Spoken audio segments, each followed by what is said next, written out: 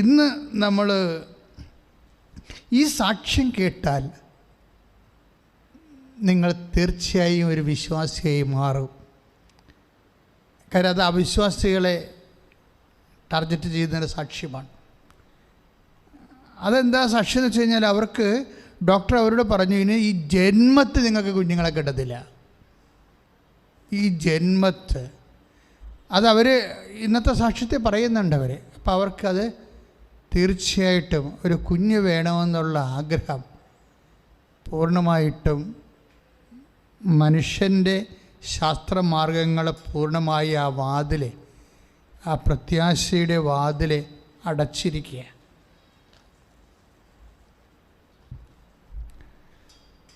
ആ പ്രത്യാശയുടെ വാതിൽ അടച്ചു കഴിഞ്ഞതിന് ശേഷം പിന്നെ മനുഷ്യൻ ശാസ്ത്രത്തിൻ്റെ വാതിലടച്ചാൽ, അപ്പോൾ അതോടുകൂടി അടഞ്ഞു പോണവരുണ്ട് ജീവിതത്തിൽ. ശാസ്ത്രത്തിൻ്റെ വാതിൽ അടച്ചാൽ അതോടുകൂടി വാതിൽ അടഞ്ഞു പോണവരുണ്ട്. പക്ഷേ വിശ്വാസിയുടെ വാതിൽ ഒരിക്കലും അടയ്ക്കപ്പെടത്തില്ല. ഈ സ്ത്രീയുടെ അമ്മ അവരോട് പറയും, ഏതായാലും നീ ഒന്ന് കൃപാസനത്ത് ചെല്ല്, അവിടെ വരെയെങ്കിലും ഒന്ന് ചെല്ല് എന്നാ പറയണത്. എന്താ കാര്യം? അവിടെ അമ്മ അടഞ്ഞുപോയ വാതിലുകളെ അനേകായിരങ്ങൾക്ക് തുറക്കുന്ന സാക്ഷ്യങ്ങൾ നമുക്ക് ഒരു മുട്ടിപ്പില്ലാതെ ഇങ്ങനെ. കാര്യം എത്രയോ വർഷങ്ങളായിട്ട് ഇവിടെ കോവിഡുണ്ട്, പക്ഷെ സാക്ഷ്യത്തിൻ്റെ വാതിൽ ഒരിക്കലും അടച്ചിട്ടില്ല. ഞങ്ങൾക്കൊരു 100-200 സാക്ഷ്യങ്ങൾ ഇപ്പോഴും നമ്മൾക്കത് പോസ്റ്റ് ചെയ്യാനുണ്ട്. 200 സാക്ഷ്യങ്ങൾ, അത് എ ഗ്രേഡ് സാക്ഷ്യങ്ങളാണ്. ആയിരക്കണക്കിന് സാക്ഷ്യങ്ങൾ കിട്ടിയാലും അതിൽ ഒരു ക്വാളിറ്റി ആയിട്ടുള്ള സാക്ഷ്യങ്ങളാണ് ഏതെങ്കിലും കാര്യങ്ങൾ, ഉടമ്പടിയുടെ വിശ്വസ്തതയോ അല്ലെങ്കിൽ ഉടമ്പടിയുടെ സമയത്തിലുള്ള ഇടപെടലോ ഒക്കെയാണ്. ഇപ്പോൾ ഉദാഹരണത്തിന് ഈ ഒറ്റ സാക്ഷ്യം മതി നിങ്ങൾ വിശ്വസിക്കാൻ. അതാണ് ഹെഡിങ്, അതാണ് ഈ ഒറ്റ സാക്ഷ്യം മതി നിങ്ങൾ വിശ്വസിക്കാൻ. എന്താണ് സാക്ഷ്യത്തിൻ്റെ പേര്? ആ സാക്ഷ്യത്തിൻ്റെ വിഷയം എന്ന് പറഞ്ഞാൽ 13 വർഷമായിട്ട് അവർക്ക് മക്കളില്ല. അതാണ്. അപ്പോൾ അവർ പറയണത് കേരളത്തിലുള്ള മുഴുവൻ ആശുപത്രികളിലെ ഞാൻ പോയതാണ് എന്ന് വെച്ച് കഴിഞ്ഞാൽ അതൊരു ഭാവാത്മകമായ അലങ്കാരികമായ പറച്ചിലാണ്. അതായത് മാക്സിമം അവർ പോയെന്നതിൻ്റെ അർത്ഥം. പക്ഷേ എന്ത് പറ്റി? അവസാനം അവരെ ചികിത്സ ഡോക്ടർ പറയും, നിങ്ങൾക്ക് യാതൊരു സാധ്യതയുമില്ല ഒരു കുഞ്ഞിനെ കിട്ടാൻ എന്ന് പറയുമ്പോൾ ശാസ്ത്രം അതിൻ്റെ വാതിൽ, അതായത് ശാസ്ത്രത്തിന് ഇപ്പോൾ വരെയുള്ള അറിവ് ഇവിടെ വച്ച് തീരുകയാണ്. പക്ഷേ അപ്പോഴും ഒരു വാതിൽ തുറക്കണത് ആരാണ്? ഒരു വിശ്വാസിയാണ് വാതിൽ തുറക്കണത്. ആര്? അമ്മ. അമ്മ എന്താ പറയണത് ഈ മകളോട്? നീ ഇനി കൃപാസനം വരെയെങ്കിലും ഒന്ന് പോവാം. കാര്യം അവളത് മടുത്തേ, ഈ വൈകിപ്പോകുന്നവർ മടുത്തു പോകും. വൈകിപ്പോകുന്നവരുടെ ഏറ്റവും വലിയ പ്രശ്നം അതാണ്. എന്തെങ്കിലും വിഷയം വൈകിയാൽ പിന്നെ നമുക്ക് ഉണ്ടാകണത് എന്താണ്? മടുപ്പാണ്, അല്ലേ? ഇപ്പോൾ പല പല ആശുപത്രികളിൽ പോയി, ഇനി എല്ലായിടത്തും പോയി, ഇനി എവിടെ പോകാനാണെന്ന് പറഞ്ഞാൽ മടുപ്പാണ്. വൈകിപ്പോയാൽ മടുപ്പുണ്ടാകും. അതുപോലെ തന്നെ ചിലപ്പോഴും നേരത്തെ ആയാൽ നമ്മൾ അപ്രതീക്ഷിതമായിട്ട് സ്വീകരിക്കാനുള്ള റിസെപ്റ്റിവിറ്റിയും ഉണ്ടാകത്തില്ല. ഇങ്ങനെ സമയത്തിന് 2 കാര്യങ്ങൾ സംഭവിക്കും. എന്താണ്? ചിലപ്പോൾ വൈകിപ്പോവും, ചിലപ്പോൾ നേരത്തെ ആകും. ഇപ്പോൾ സമയം വൈകിപ്പോയാലും ആ സമയത്ത് സംഭവിക്കുന്ന വിഷയങ്ങൾ നമ്മുടെ ജീവിതത്തിൽ വരണതാണ്. ഇപ്പോൾ അപ്പോസ്തലന്മാർ എന്താ, ഈ മർക്കോസിൻ്റെ സുവിശേഷമില്ലേ 6-ാം അധ്യായത്തിലെ, അപ്പോൾ ഇതൊരു വിജനപ്രദേശമാണ്. നേരവും സമയവും വൈകി. അപ്പോൾ അവിടെ എന്ത് പറ്റി? സമയം വൈകിപ്പോയി. ഇതൊരു വിജനപ്രദേശമാണ്, സമയവും വൈകി. ശ്രുതികട ഹല്ലേലൂയ. നേരം വൈകിയപ്പോൾ ശിഷ്യന്മാർ അവൻ്റെ അടുത്ത് വന്ന് പറഞ്ഞു, ഇതൊരു വിജന പ്രദേശമാണല്ലോ, സമയവും വൈകിയിരിക്കുന്നു. സമയത്തിനൊരു പ്രശ്നം അതാണ്. എന്താണ്? വൈകും. ഇപ്പം ഈ ചേച്ചിയുടെ വിഷയം എന്താണ്? സമയം വൈകിപ്പോയി. ഇപ്പോൾ 38 വർഷമായിട്ട് വിവാഹം നടക്കാത്ത ആൾക്കാരില്ലേ? ഇവിടെ 50 വർഷമായിട്ട് വിവാഹം നടത്താക്കാത്ത ആൾക്കാരെ അമ്മ വിവാഹം കഴിപ്പിച്ചിട്ടുണ്ട്. ഇപ്പം സമയം വൈകിയെന്ന് പറഞ്ഞ സംഭവം കർത്താവിൻ്റെ പരിഗണനയിലില്ല. സമയം വൈകി. ഇപ്പം എന്നെ കേട്ടുകൊണ്ടിരിക്കുന്ന എല്ലാ മക്കളും ഓർക്കണം, ഇതൊരു വിജന പ്രദേശമാണ്. എന്ന് വെച്ച് കഴിഞ്ഞാൽ ഇനി സഹായിക്കാൻ ആരും ഇല്ല ഇവിടെ. വിജനപ്രദേശം എന്ന് വെച്ച് കഴിഞ്ഞാൽ കടകമ്പോളങ്ങളൊന്നുമില്ല, ഭക്ഷണം കൊടുക്കാൻ മാർഗമില്ല, അപ്പോൾ സഹായിക്കാൻ ആരുമില്ല.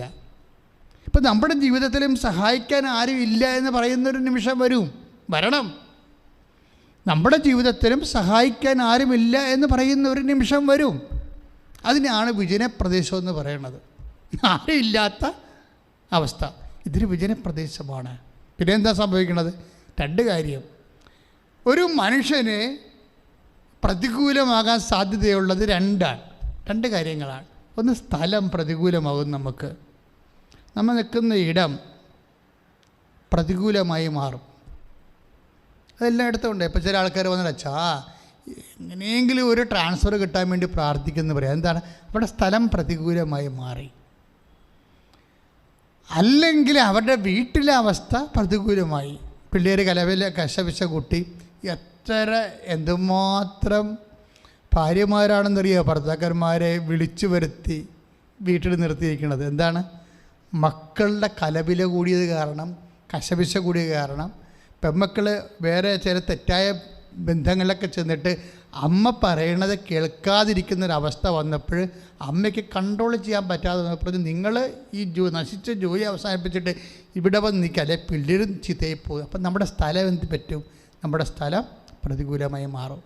മക്കളെ, അപ്പം തന്നെ പക്ഷേ ദൈവഹിതം അറിയണം. നമ്മൾ ഭാര്യ പറഞ്ഞെന്ന് കെട്ടിയെടുത്ത് ഇങ്ങോട്ട് പോരരുത്, അല്ലെങ്കിൽ ഭർത്താവ് പറഞ്ഞെന്ന് കെട്ടിയെടുത്ത് പോരരുത്. ഈ വിഷയത്തിലെല്ലാം ദൈവഹിതമുണ്ട്. എല്ലാ വിഷയങ്ങൾക്കും ദൈവഹിതം തിരക്കുന്ന ആളാണ് നീ എന്ന് വിചാരിച്ചോ? എല്ലാ വിഷയങ്ങൾക്കും ദൈവഹിതം തിരക്കുന്ന ആളാണ് നീ എങ്കിൽ ദൈവഹിതം നിനക്ക് വെളിപ്പെടും. അവിടെയാണ് പ്രശ്നം വരുന്നത്. ഇപ്പം കഴിഞ്ഞ ദിവസങ്ങൾ എനിക്ക് 4 രോഗങ്ങൾ ഒരുമിച്ച് വന്നു. ഞാൻ കിടപ്പായിപ്പോയി. അത് ക്രിസ്മസിൻ്റെ നല്ല സീസണിൽ കിടപ്പായിപ്പോയി. അപ്പം ഞാൻ അമ്മയോട് പറഞ്ഞു, അമ്മേ ഇങ്ങനെയാണെങ്കിൽ ഉടമ്പടി എടുക്കുകയല്ലേ നല്ലത്. കാര്യം നമ്മളെ കയ്യിൽ നിന്ന് സാധനം വിട്ടുപോയി. പക്ഷേ എൻ്റെ പ്രാർത്ഥനയ്ക്കോ അതുപോലെ തന്നെ വചനവായനയ്ക്കോ ഒരു കുഴപ്പമുണ്ടായില്ല. അത് മുമ്പത്തൊക്കെ ഭംഗിയായിട്ട് നടന്നെങ്കിലും ഞാൻ ഓർത്ത് ഇനിയിപ്പോൾ ഉടമ്പടി എടുക്കുന്നതായിരിക്കുന്നതല്ല. അപ്പോൾ ഉടമ്പടി അമ്മ എനിക്കാണ് വെളിപ്പെടുത്തിയത്. അപ്പോൾ എൻ്റെ മനസ്സിൽ എപ്പോഴും ഉണ്ടാകും ഞാൻ ഉടമ്പടി എടുക്കരുതെന്ന് പറയും. എന്താ കാര്യം വെച്ച് കഴിഞ്ഞാൽ അത് എൻ്റേതായിട്ടുള്ള കാരണങ്ങളുണ്ട്. കാര്യം ഉടമ്പടി എടുക്കണം എന്ന് പറയുമ്പോൾ ഒരു വിഷയം നടക്കാൻ വേണ്ടി നമുക്ക് ലഭ്യമാകുന്ന അവസാനത്തെ സാധ്യത വരെ നമ്മൾ ദൈവത്തിൽ സമ്മർദ്ദം ചെലുത്തുന്ന ഒരു വിഷയമാണ്.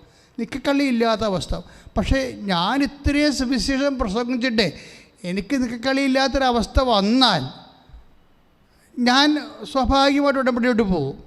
കാര്യം ഉടമ്പടി നിക്കക്കളിയില്ലാത്തവൻ്റെ പ്രാർത്ഥനയാണ്. പക്ഷേ ഞാൻ അതിനെന്താ അമ്മയോട് ചോദിച്ചു. ഒരു ദിവസം മുഴുവനും പ്രാർത്ഥിച്ച് അല്ലാതെ തന്നെ ആ ദിവസങ്ങൾ മുഴുവനും ആത്മീയമായ ക്രിസ്മസിന് മനസ്സുകൊണ്ടൊരുങ്ങി പ്രാർത്ഥിക്കുന്ന ദിവസങ്ങളാണ്. പക്ഷേ വചനം എടുത്തപ്പോൾ എന്നോട് പറഞ്ഞു, നോ, നീ ചിന്തിക്കേണ്ടത് മാനുഷികമായിട്ടാണ്. നിനക്കുള്ളത് എന്താണ്? മനുഷ്യപുത്രൻ ശത്രുകരങ്ങളിൽ അവരെ പീഡിപ്പിക്കപ്പെടുകയും ചെയ്യും. 3-ാം ദിവസം ഉയർത്തി നിൽക്കും. അപ്പോഴത് നിനക്ക് സംഭവിക്കാതിരിക്കട്ടെ എന്ന് പത്രോസ് പറയുന്ന ഭാഗമുണ്ട്. ആ ഭാഗത്ത് അമ്മ എനിക്ക് തന്നിരിക്കണത്. അതുകൊണ്ട് നീ ചിന്തിക്കണത് ഇത് ഉടമ്പടി എടുത്ത് ഇത് രോഗം പൂർണ്ണമായിട്ട് സൗഖ്യപ്പെടുത്തുക എന്നുള്ള നിൻ്റെ ഉദ്ദേശം മാനുഷികമാണ്, ദൈവികമല്ല എന്ന് പറയും. ഞാൻ മനസ്സൊക്കെ അങ്ങനെ വരുമ്പോൾ എന്തു ചെയ്യും? അങ്ങനെ വന്ന അവസ്ഥ എന്തു ചെയ്യും? നമ്മൾ അമ്മ പറഞ്ഞതുപോലെ അങ്ങ് പറയും. അമ്മ എന്താ പറഞ്ഞത്? ഇതാ കർത്താവിൻ്റെ ദാസി, നിൻ്റെ വചനം പോലെ നിറവേറട്ടെ. ഇതെല്ലാം ഉടമ്പടിയാണ്. ജീവിതം തന്നെ ഉടമ്പടിയാണ്. കാര്യം എന്നെ സംബന്ധിച്ചിടത്തോളം. പക്ഷേ എൻ്റെ സഹപ്രവർത്തകർ ചിലപ്പോൾ ആ മെസ്സേജ് എടുത്താൽ അവരോട് പറയും, നീ ഉടമ്പടി എടുക്കാൻ പറയും. കാര്യം എന്താണ്? നിൻ്റെ വിശ്വസ്തതയും വർദ്ധിപ്പിക്കാൻ വേണ്ടി ഉടമ്പടി എടുക്കാൻ പറയും. പക്ഷേ എന്നോടത് പറഞ്ഞില്ല. എന്നോട് പറഞ്ഞു, നിൻ്റെ ചിന്ത ദൈവികമല്ല, മാനുഷികമായിട്ട് പ്രാർത്ഥിച്ച സംഭവത്തെ മാറ്റാൻ വേണ്ടിയുള്ള ശ്രമമാണ്. പക്ഷേ അതല്ല നിന്നെക്കുറിച്ചുള്ള ദൈവഹിതം. നീ ശത്രുക്കരങ്ങൾ ഏൽപ്പിക്കപ്പെടും. അത് രോഗമാകാം, ചിലപ്പോൾ മറ്റേതെങ്കിലും തരത്തിൽ കൂടെ ആകാം, പീഡിപ്പിക്കപ്പെടും. അതുപോലെ തന്നെ 3-ാം ദിവസം ഉയർത്തി നിൽക്കും. ഇപ്പോൾ അത് ഇതിൻ്റെ ഭാഗമാണ്. പക്ഷേ അത് ആൾക്കാർ ശരിക്കും ആ ഭാഗം പത്രോസ് പോലും കേട്ടില്ല. 3-ാം ദിവസം ഉയർത്തി നിൽക്കും എന്നുള്ള ഭാഗമാണ് അതിൻ്റെ ഏറ്റവും വലിയ ഭാഗം. പക്ഷേ അത് കേൾക്കണേക്കാൾ ഉപരി ആദ്യം കേൾക്കണത് സഹനത്തിൻ്റെ മാർഗമാണ്. ഇപ്പം ഞാൻ പറഞ്ഞു വരുന്നത് ഇതെല്ലാം ഇപ്പം മെസ്സേജ് നമ്മൾ ചോദിച്ചാൽ തീർച്ചയായിട്ടും ദൈവം മെസ്സേജ് തരും. മെസ്സേജ് എടുത്ത് അത് നിറവേറ്റി അതനുസരിച്ച് ജീവിക്കുന്നയാളാണെന്ന് ദൈവത്തിന് ബോധ്യം വരണം. അവിടെ പ്രശ്നം, അല്ലാതെ മെസ്സേജിനൊരു പ്രശ്നമല്ല. അതായത് നീ ഇപ്പം മെസ്സേജ് എടുക്കണ ഓരോ വിഷയത്തിനും ദൈവം വചനത്തിലൂടെ അല്ലെങ്കിൽ സ്വപ്നത്തിലൂടെ അല്ലെങ്കിൽ ദർശനത്തിലൂടെ ഒക്കെ നമുക്ക് സന്ദേശം തന്നുകൊണ്ടിരിക്കും. കാരണം ദൈവപൈതൽ ദൈവരാജ്യത്തിൽ ജീവിക്കണമെന്നുണ്ടെങ്കിൽ ദൈവരാജ്യം എന്താണെന്നറിയണം, അതിൽ ദൈവഹിതം എന്താണെന്നറിയണം, അല്ലെങ്കിൽ മാനുഷികമായ ഇഷ്ടം നിറവേറിയത്. ഇപ്പോൾ വൈഫ് പറഞ്ഞു പിള്ളേരൊക്കെ ലൈനടിച്ച് ചുമ്മാ നശിച്ചുകൊണ്ടിരിക്കുകയാണ്, നിങ്ങൾ വന്നില്ലെങ്കിൽ കണ്ടവൻ്റെ പുറകെ ഇതൊക്കെ ഇറങ്ങിപ്പോകും, അതിൽ എന്നെ കുറ്റം പറയരുത്, നിങ്ങൾ എളുപ്പം രാജിവെച്ച് വരാൻ പറയും. അപ്പോൾ അത് വൈഫ് അത്രയും പ്രയാസം അനുഭവിച്ചിട്ടാണ് മക്കളെ കൊണ്ട്. കാര്യം അവരെല്ലാ സമയത്തും ഇങ്ങനെ മൊബൈൽ നോക്കിയിരിക്കുമ്പോൾ നമുക്കറിയാം അവരുടെയൊക്കെ ചിരിയും കളിയും ഒക്കെ കാണുമ്പോൾ അറിയാം ഇത് വേറെ എന്തോ കേസ് കെട്ടാണ്. ദൈവമേ, നശിച്ച പ്രാർത്ഥനയുമില്ല, അതിനെയല്ല വിശ്വാസവിരുദ്ധമായ ബന്ധങ്ങളിലാണ് ചെന്ന് താടിയെങ്കിൽ അവർ കുടുംബ പ്രാർത്ഥന മുട്ടുകുത്തത്തില്ല. ഇങ്ങനെ പലതരത്തിലുള്ള പൈശാചിക തിന്മകൾ കുടുംബത്തിലേക്ക് വരുമ്പോൾ ജീവിത പങ്കാളികൾ വിഷമിച്ചു പോകും. നിങ്ങൾ എളുപ്പം വരാൻ പറയും. പക്ഷേ ഒരു കാര്യമുണ്ട്, എന്താണ്, നീ ഒരു വിഷയത്തിനെ സംബന്ധിച്ച് സംഘർഷമാകുമ്പോഴേ നിൻ്റെ സമയം അല്ലെങ്കിൽ നിൻ്റെ സ്ഥലം പ്രതികൂലമാകുമ്പോഴേ ആദ്യം വൈഫ് അല്ലെങ്കിൽ ഹസ്ബൻഡ് അല്ലെങ്കിൽ സഹപ്രവർത്തകർ പറയണതല്ല നീ കേൾക്കേണ്ടത്. ആദ്യം നീ കർത്താവ് എന്ത് പറയണമെന്ന് കേൾക്കണം. കർത്താവ് എന്ത് പറയണമെന്ന് കേൾക്കണമെങ്കിലേ ഇങ്ങനെ പെരക്കത്ത് പിടിക്കുമ്പോൾ ഫയർ എഞ്ചിനെ വിളിക്കണ പോലെയുള്ള വിളിച്ചാൽ നടക്കത്തില്ല. നിരന്തരം കർത്താവിൻ്റെ കൂടെ ആയിരിക്കാനുള്ള ഒരു മാനസികാവസ്ഥ നീ സൂക്ഷിക്കണം. പ്രാർത്ഥിക്കുക, കർത്താവായ ദൈവമേ, എന്തെങ്കിലും പ്രയാസമുണ്ടാകുമ്പോഴേ നിന്നെ വിളിച്ച് കരയുന്നതിന് പകരം എല്ലാ കാലാവസ്ഥകളിലും നിന്നോടൊപ്പം ചേർന്ന് നിന്നെ വിശ്വസിച്ച് നിന്നിൽ ആശ്രയിച്ച് ജീവിക്കുവാൻ എന്നെ ഒരുക്കണമേ. സംബന്ധിച്ചിടത്തോളം ഒരിക്കലും സമയം വൈകിട്ടില്ല. എന്താണ് കാരണം? ഇപ്പോൾ നമ്മൾ 6:35 മർക്കോസിൻ്റെ സുവിശേഷത്തിലെ 6:35 നമ്മൾ വായിച്ചത് എന്താണ്? ഇതൊരു വിജനപ്രദേശമാണ്, സമയവും വൈകിയിരിക്കുന്നു. പക്ഷേ നമുക്കറിയാം എന്താ സംഭവിച്ചതെന്ന്. ഈശോ അപ്പം വർദ്ധിപ്പിച്ചു, 5 അപ്പം 5000 പേർക്കായി ഭാഗിച്ചു. അപ്പോഴെന്താ സംഭവിച്ചു വെച്ച് കഴിഞ്ഞാൽ ഈ വൈകിയ സമയം വൈകാത്ത പോലെ അവർക്ക് അനുഭവപ്പെട്ടു. അതെന്ത് വെളിച്ചത്തിലാണ്? കർത്താവിൻ്റെ സാന്നിധ്യമാണ്. നിൻ്റെ സമയം വൈകിയോ നേരത്തെയായോ എന്ന് നിശ്ചയിക്കുന്നത് ആരാണ്? ക്രിസ്തുവാണ്, നിൻ്റെ കർത്താവാണ്. ഇപ്പം ക്രിസ്തു നിൻ്റെ പക്ഷത്താണെങ്കിലേ ഒരു സമയത്തിന് നിനക്കെതിരെ നിൽക്കാൻ പറ്റത്തില്ല. പൗലോസ് അപ്പോസ്തലൻ ചോദിക്കണില്ലേ 8:32 റോമാലേഖനം, കർത്താവ് നമ്മുടെ പക്ഷത്താണെങ്കിൽ ആര് നമുക്കെതിരെ നിൽക്കുമെന്നാണ്. പക്ഷേ ആര് മാത്രമല്ല, എന്ത് നമുക്കെതിരെ നിൽക്കുമെന്ന് നമുക്ക് ചോദിക്കാം. കർത്താവ് നമ്മുടെ പക്ഷത്താണെങ്കിൽ എന്ത് നമുക്കെതിരെ നിൽക്കും എന്ന് വെച്ചാൽ സമയമോ നമുക്കെതിരെ നിൽക്കത്തില്ല. കർത്താവ് നിൻ്റെ കൂടെ ഉണ്ടെങ്കിൽ നിൻ്റെ സമയം വൈകിട്ടില്ല. ദൈവപൈതലേ, കർത്താവ് നിൻ്റെ കൂടെ ഉണ്ടെങ്കിൽ നിൻ്റെ സമയം നേരത്തെയും ആയിട്ടില്ല. കാര്യം എന്താണ്? വൈകിയതും വൈകിപ്പിക്കാത്തത് കർത്താവായ ദൈവമാണ്. പക്ഷേ എപ്പോഴും നമ്മൾ സുവിശേഷത്തിൽ കണ്ടുമുട്ടുന്ന ഒരു സത്യമുണ്ട്. അതായത് നേരത്തെയായാൽ, ഇപ്പോൾ യോഹന്നാൻ 2:3 നമ്മൾ അത് ഉടമ്പടി വചനമുണ്ട്. എന്താണ്? എൻ്റെ സമയം ഇനിയും സമാഗതം ആയിട്ടില്ല. യോഹന്നാൻ 2:3 എന്താ വായിക്കണത്? എൻ്റെ സമയം ഇനിയും സമാഗതം ആയിട്ടില്ല. അപ്പം ആയിട്ടില്ല, സമയം ആയിട്ടില്ലെന്ന് പറഞ്ഞാലും സമയം നേരത്തെ ആണെന്ന് പറഞ്ഞാലും അത് ക്രമീകരിക്കുന്നത് ആരാണ്? ഈശോയാണ്. പക്ഷേ നമുക്കൊരു സത്യം മനസ്സിലായി. എന്താണ്? പരിശുദ്ധ അമ്മയുണ്ടെങ്കിൽ ശക്തമായൊരു മാധ്യസ്ഥം അവിടെ കിട്ടുമെന്ന്. വൈകിപ്പോയ സമയത്തിന് ശക്തമായൊരു മാധ്യസ്ഥം. ഇപ്പം 13 വർഷമായി അവർക്ക് മക്കളില്ല. മക്കളില്ല പറഞ്ഞപ്പോൾ എന്ത് സംഭവിച്ചത്? അവരിവിടെ വന്ന് അവരോട് പറഞ്ഞു, ഇനി ഞാൻ കേരളത്തിൽ എനിക്ക് പോകാൻ ആശുപത്രിയില്ല എന്നാണ് പറഞ്ഞിരിക്കണേ. പക്ഷേ ഇവിടെ വന്ന് പ്രാർത്ഥിച്ചുകൊണ്ട് നിൽക്കുന്ന സമയത്ത് ഞാൻ ക്ലാസ്സിൽ കുറേ ആൾക്കാരങ്ങനെ പ്രാർത്ഥിച്ചുകൊണ്ടിരിക്കുകയാണ്. ഒരു സെക്കൻഡ് പ്രാർത്ഥിച്ചുകൊണ്ടിരിക്കുകയാണ്. അപ്പോൾ ഇവിടെ നിലയം വിളിച്ചിരിക്കണം കണ്ടപ്പോൾ ഇവിടെ വിളിച്ചു, എന്താ പറ്റും മോളെ? എനിക്ക് 13 വർഷമായിട്ട് മക്കളില്ല. അപ്പോൾ നീ പോയിക്കോ, കർത്താവ് നിനക്ക് കുഞ്ഞിനെ തരും. ഒറ്റ വാക്കാണ്. ആ 1 മാസം അവൾ ഗർഭിണിയാവും. അതായത് അച്ഛൻ്റെ വാക്കെന്നല്ല പ്രശ്നം. ഞാനൊരു വാക്ക് പറയുമ്പോൾ ആരെ ആശ്രയിച്ചാണ് അത് പറയണത്? കർത്താവിനെ ആശ്രയിച്ചാണ്. അതാണ് ഞാൻ ഈ ഒറ്റ സാക്ഷ്യം കേട്ടാൽ മതി ഏതവിശ്വാസിയും വിശ്വാസിയാകുന്നു. എന്താ കാര്യം? ക്രിസ്തു ഇന്നും ജീവിക്കുന്നു. ഞാൻ ആ വാക്ക് പറയണത് എൻ്റെ വാക്കിൻ്റെ മധ്യസ്ഥ ആരാണ്? പരിശുദ്ധ അമ്മയാണ്. പരിശുദ്ധ അമ്മയുടെ മധ്യസ്ഥത്തിലാണ് യേശുനാമത്തിൽ പറയണത്. അങ്ങനെ ആര് ഞാൻ തന്നെയല്ല, ആര് അഭിഷിക്തരാകാം, അഭിഷിക്തരല്ലാത്തവരാകാം. നീ കടുത്ത വിശ്വാസത്തിൽ ദൈവത്തിൻ്റെ മുമ്പിൽ ദൈവനാമത്തിൽ പറഞ്ഞാൽ വിശ്വസിക്കുന്നവരുടെ കൂടെ എന്നല്ല പറയണത്, ഈ അടയാളം ഉണ്ടായിരിക്കുമെന്ന്. വിശ്വസിക്കുന്ന കൂടെ ഉണ്ടാകുന്ന ഒരു വിഷയം എന്താണ്? അടയാളമാണ്. അപ്പോൾ 16:17 മർക്കോസിൻ്റെ സുവിശേഷം, വിശ്വസിക്കുന്നവരുടെ കൂടെ ഈ അടയാളമുണ്ടാകും. അപ്പോൾ വിശ്വസിക്കുന്ന കൂടെ എപ്പോഴും അടയാളമുണ്ടാകും. ഒരാളുടെ ജീവിതത്തിൽ അടയാളമില്ലെങ്കിൽ വിശ്വാസിയാണോ അല്ലെന്ന് ഒരു സംശയം ഉണ്ടാകും. കാര്യം എന്താണ്? വിശ്വാസയുടെ കൂടെ അടയാളമുണ്ടാകും. വിശ്വാസ പ്രാർത്ഥിക്കുക. കർത്താവായ ദൈവമേ, ഞാൻ അങ്ങയുടെ വിശ്വാസിയായി തുടരുകയാണ്. എൻ്റെ ജീവിതത്തിലും അടയാളങ്ങൾ ലഭിച്ചുകൊണ്ട് എൻ്റെ വിശ്വാസത്തെ നീ അടയാളങ്ങളാൽ സ്ഥിരീകരിക്കണമേ. ഓ കർത്താവേ, എൻ്റെ വിശ്വാസത്തെ നീ അടയാളങ്ങളാൽ സ്ഥിരീകരിക്കണമേ. ശ്രദ്ധിക്കട്ടെ, ഒരു വിഷയം. അതായത് നമ്മൾക്ക് വൈ മരിയൻ മീഡിയേഷൻ, എന്തുകൊണ്ട് നമ്മൾ മരിയൻ മാധ്യസ്ഥത്തിലെ അഭയം പ്രാപിക്കണം? ഇപ്പം എന്നോട് ആരെങ്കിലും ചോദിച്ചാൽ നിങ്ങൾ ആരാണെന്ന് ചോദിച്ചാൽ ഞാൻ പറയും, ഞാൻ ബേസിക്കലി ഒരു കാത്തലിക് പ്രീസ്റ്റാണ്. പക്ഷേ ഫണ്ടമെൻ്റലി ഞാനൊരു റാഡിക്കൽ മരിയൻ ഇവാഞ്ചലിസ്റ്റാണ്.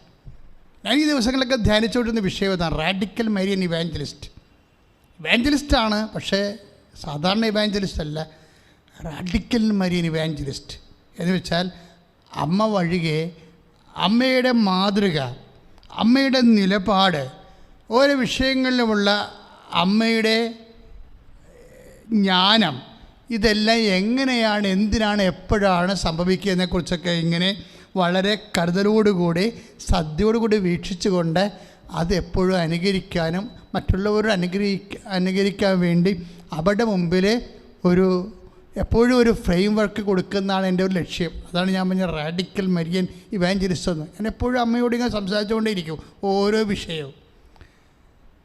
കിട്ടണത് നിങ്ങൾക്ക് കൂടി യോജിക്കുന്ന കാര്യമില്ല, നിങ്ങളോട് പറയും. ഇപ്പോൾ ഉദാഹരണത്തിന് ഇപ്പോൾ എല്ലാ അമ്മയുടെ ഏറ്റവും വലിയ ഗുണം എന്താ? നമുക്ക് ഈശോനെ അറിയാവോ? പൂർണ്ണമായിട്ട് അറിയാവോ? എനിക്ക് 4 വയസ്സ് മുതൽ ഞാൻ ഈശോൻ്റെ കൂടെ നടക്കുന്നതാണ്. ഓർമ്മയിലും പഠനത്തിലും പ്രാർത്ഥനയിലും ജീവിതത്തിലും സൃഷ്ടിയിലും എല്ലാം. ഇപ്പോഴും നമുക്കറിയാം 1% പോലും കർത്താവിനെ അറിയാൻ പറ്റത്തില്ല. എങ്ങനെയാ നമുക്ക് 1% പോലും ഈശോനെ അറിയാൻ പറ്റത്തില്ല. പൗലോസ് അപ്പോസ്തലൻ ചോദിച്ചില്ല, അറിയാത്തത് എങ്ങനെ പ്രസംഗിക്കുമെന്ന്? പ്രസംഗിക്കാൻ പറ്റത്തില്ല. അറിയാവുന്ന 1% നിന്ന് ഞാനീ പ്രസംഗിക്കണം. പക്ഷെ എൻ്റെ കൂടെ ഒരാളുണ്ട്. ആരാണ്? അമ്മ. അമ്മയുടെ ഗുണം എന്താ? അതാണ് അമ്മയെ വൈ മരിയൻ മീഡിയേഷൻ. എന്താ കാര്യം? ഇപ്പോൾ ഈശോയെ അമ്മയ്ക്ക് പൂർണ്ണമായിട്ടറിയാം. ദാറ്റ്സ് മതി. വീട്ടിലെ നമ്മളെ ടാഗ് ചെയ്യാണ്. മരിയ സ്പിരിച്വാലിറ്റിയുമായിട്ട് നമ്മുടെ സ്പിരിച്വാലിറ്റി ടാഗ് ചെയ്യാണ് നമ്മൾ ചെയ്യേണ്ടത്. എന്താ? നമ്മൾക്ക് ഈശോനെ അറിയത്തില്ല, അറിയാനുള്ള കപ്പാസിറ്റി നമുക്കില്ല. അതൊക്കെ മേലല്ലേ ഈശോ. പക്ഷെ നമുക്കൊരു കാര്യം അറിയാം, അമ്മയ്ക്ക് ഈശോനെ അറിയാം. കാര്യം മനസ്സിലായില്ലേ? ഈശോനെ അറിയാവുന്ന, പൂർണ്ണമായിട്ടറിയാവുന്ന അമ്മയോടുകൂടി നമ്മൾ അമ്മയുടെ കരം നമ്മൾ ഗ്രഹിക്കുന്നു, അമ്മയുടെ വഴികൾ നമ്മൾ തേടുന്നു, അമ്മയുടെ സമീപനം നമ്മൾ നോക്കുന്നു. ഇതെല്ലാം നോക്കി കഴിയുമ്പോൾ ഈശോനെ പൂർണ്ണമായിട്ടറിയാവുന്ന അമ്മ നമ്മുടെ മാതൃകയും മാധ്യസ്ഥമാകുമ്പോൾ നമ്മൾക്ക് കിട്ടുന്നത് എന്താണ്? അമ്മയുടെ അനന്തജ്ഞാനത്തിൽ നമ്മൾക്ക് ഓഹരി കിട്ടുകയാണ്. ഇപ്പം ഞാൻ ഒരു ചെറിയൊരു ഉദാഹരണം പറയാം. ഇപ്പോൾ യോഹന്നാൻ്റെ സുവിശേഷം 6:6 എന്താ എഴുതിയിരിക്കണത്? എന്ത് ചെയ്യണമെന്ന് അവന് നേരത്തെ, അവനെ പരീക്ഷിക്കാനാണ് യേശു ഇങ്ങനെ ചോദിച്ചത്. എന്തു ചെയ്യണമെന്ന് യേശു നേരത്തെ മനസ്സിൽ കരുതിയിരുന്നു. പ്രൈസ്തലാണ്. അതാണ് സംഭവം. അപ്പം പറഞ്ഞപ്പോൾ വിഷയമാണ്. മറ്റേ സഹോദരങ്ങൾ പറയുന്നുണ്ട്, എന്താണ് വിജനപ്രദേശമാണ്, നേരവും വൈകി എന്നൊക്കെ പ്രാതികൂല്യങ്ങളൊക്കെ പറയുമ്പോഴും യോഹന്നാൻ എന്താ പറയണത്? 6:6 എന്ത് ചെയ്യണമെന്ന് യേശു നേരത്തെ മനസ്സിൽ കരുതിയിരുന്നു. എന്ത് ചെയ്യണമെന്ന് യേശു നേരത്തെ മനസ്സിൽ കരുതിയിരുന്നു എന്നാണ്. അപ്പം യേശുവിൻ്റെ രീതി എന്താണ്?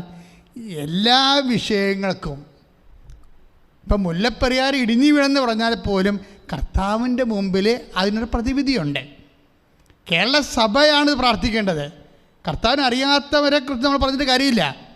കേരള സഭ മറ്റു പല വിഷയങ്ങൾക്കും, വിവാദ വിഷയങ്ങളും തലവൂരിക്കൊണ്ട് മര്യാദക്ക് മുട്ടയെന്ന് കണ്ണീരോടെ പ്രാർത്ഥിച്ചാൽ ഈ വിഷയത്തിൽ എന്ത് ചെയ്യണമെന്ന് ഈശോയ്ക്കറിയാം.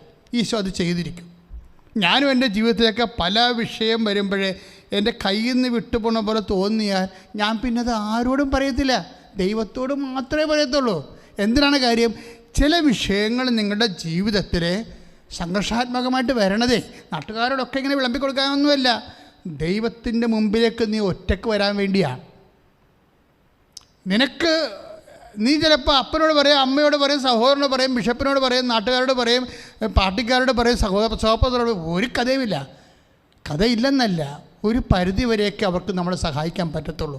ആ സഹായം ചിലപ്പോൾ നമുക്ക് ഈ സമയത്ത് അത്രയും സഹായം പോരാണ്ട് വരും. അപ്പം അങ്ങനെ ഒരു വിഷയമാണെന്ന് കണ്ടാൽ നീ എന്ത് ചെയ്യണം? നീ പൂർണ്ണമായിട്ട് എല്ലാ കണക്ഷൻസും ഓഫ് ചെയ്തുകൊണ്ട് കർത്താവിൻ്റെ അടുത്ത് മാത്രം ഇരിക്കണം. പക്ഷേ അമ്മ മാധ്യസ്ഥയാണെങ്കിൽ നീ രക്ഷപ്പെടും. എന്താ കാര്യം? നീ ദൈവതിരുസന്നിധി എത്ര കണ്ട് തേറിയാലും നിൻ്റെ തേറ്റത്തിനൊക്കെ ഒരു പരിധിയുണ്ട്.